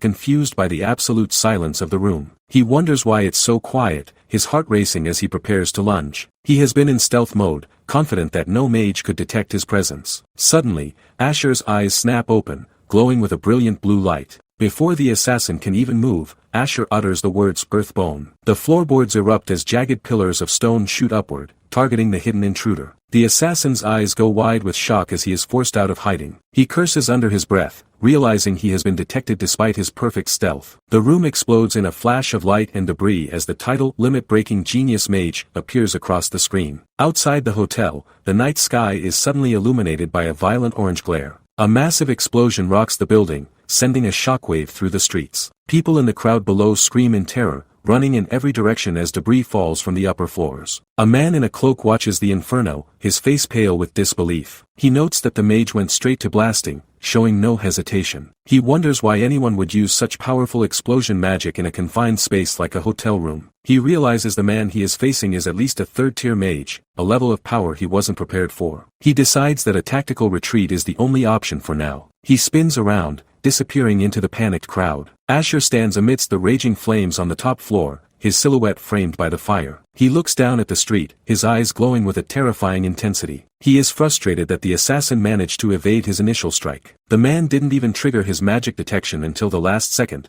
suggesting a high level of skill. Asher notes that the assassin got impatient and made a mistake, but his ability to erase his presence was impressive. To Asher's enhanced vision, the assassin's existence becomes conspicuous, like a pitch-black hole moving through a sea of light. He sees the man ducking into a nearby building, a rundown structure known to house a gang of vagrants. Asher doesn't hesitate, leaping from the burning hotel and landing gracefully in the street. He marches toward the building, his staff held firmly in his hand. As he enters the dark, dilapidated hallway, he is immediately confronted by a large, bald man with a smug grin. The vagrant laughs, noting that Asher is quite the impatient young fellow for barging in like this. He holds out a hand, telling Asher that if he wants information on the man who just ran inside, he's going to have to pay for it. Asher sighs, his expression one of pure boredom. He looks around the room, noting that there is no obvious escape route for his target. He concludes that the assassin must still be hiding somewhere inside. Suddenly, a spray of blood hits the wall. The bald vagrant's eyes bulge as a blade protrudes from his chest. The assassin has used the man as a human shield, striking from the shadows behind him. Asher's eyes narrow in disgust. He calls it a cowardly move, his voice dripping with contempt. He doesn't wait for the assassin to reposition. He slams the base of his staff into the floor, shouting, "Shockwave."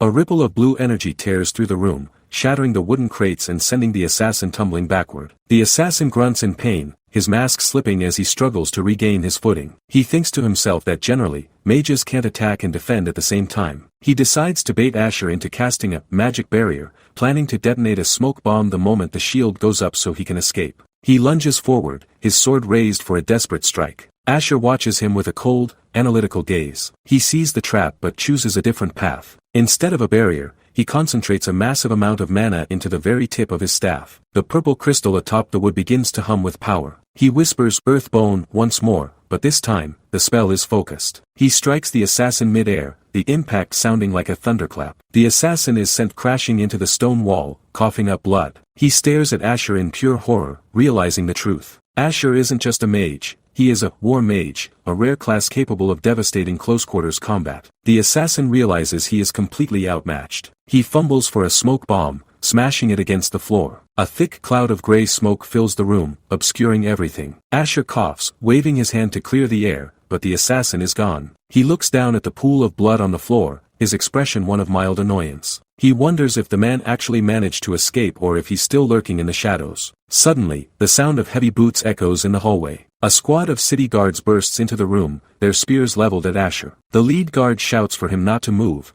declaring that he is under arrest for arson and acts of terror within the city of Martes. Asher stares at them, his eyes returning to their natural state. He looks at the destruction around him and realizes how this must look to an outsider. He is a silver-haired stranger standing in a room full of blood and debris, having just come from a burning hotel. He doesn't resist, allowing the guards to lead him away. The scene transitions to the grand office of the mayor of Martes. Henry Dacre, a man with a thick beard and expensive robes, sits behind a massive oak desk. He rubs his temples, looking at a report on the night's events. He asks if it's true that a mage named Asher is the one who committed the terrorist act. Standing across from him is Oscar, the master of the Martes Adventurers Guild. Oscar shakes his head, clarifying that according to their investigation, Mage Asher appears to be the victim, not the perpetrator. He explains that someone attempted to assassinate Asher shortly after he returned to his inn, which led to the confrontation and the subsequent fire. Oscar adds that the incident seems related to a recent report involving an attempt to murder an adventurer affiliated with their guild. He mentions that he has asked to oversee the investigation personally. From Asher's perspective,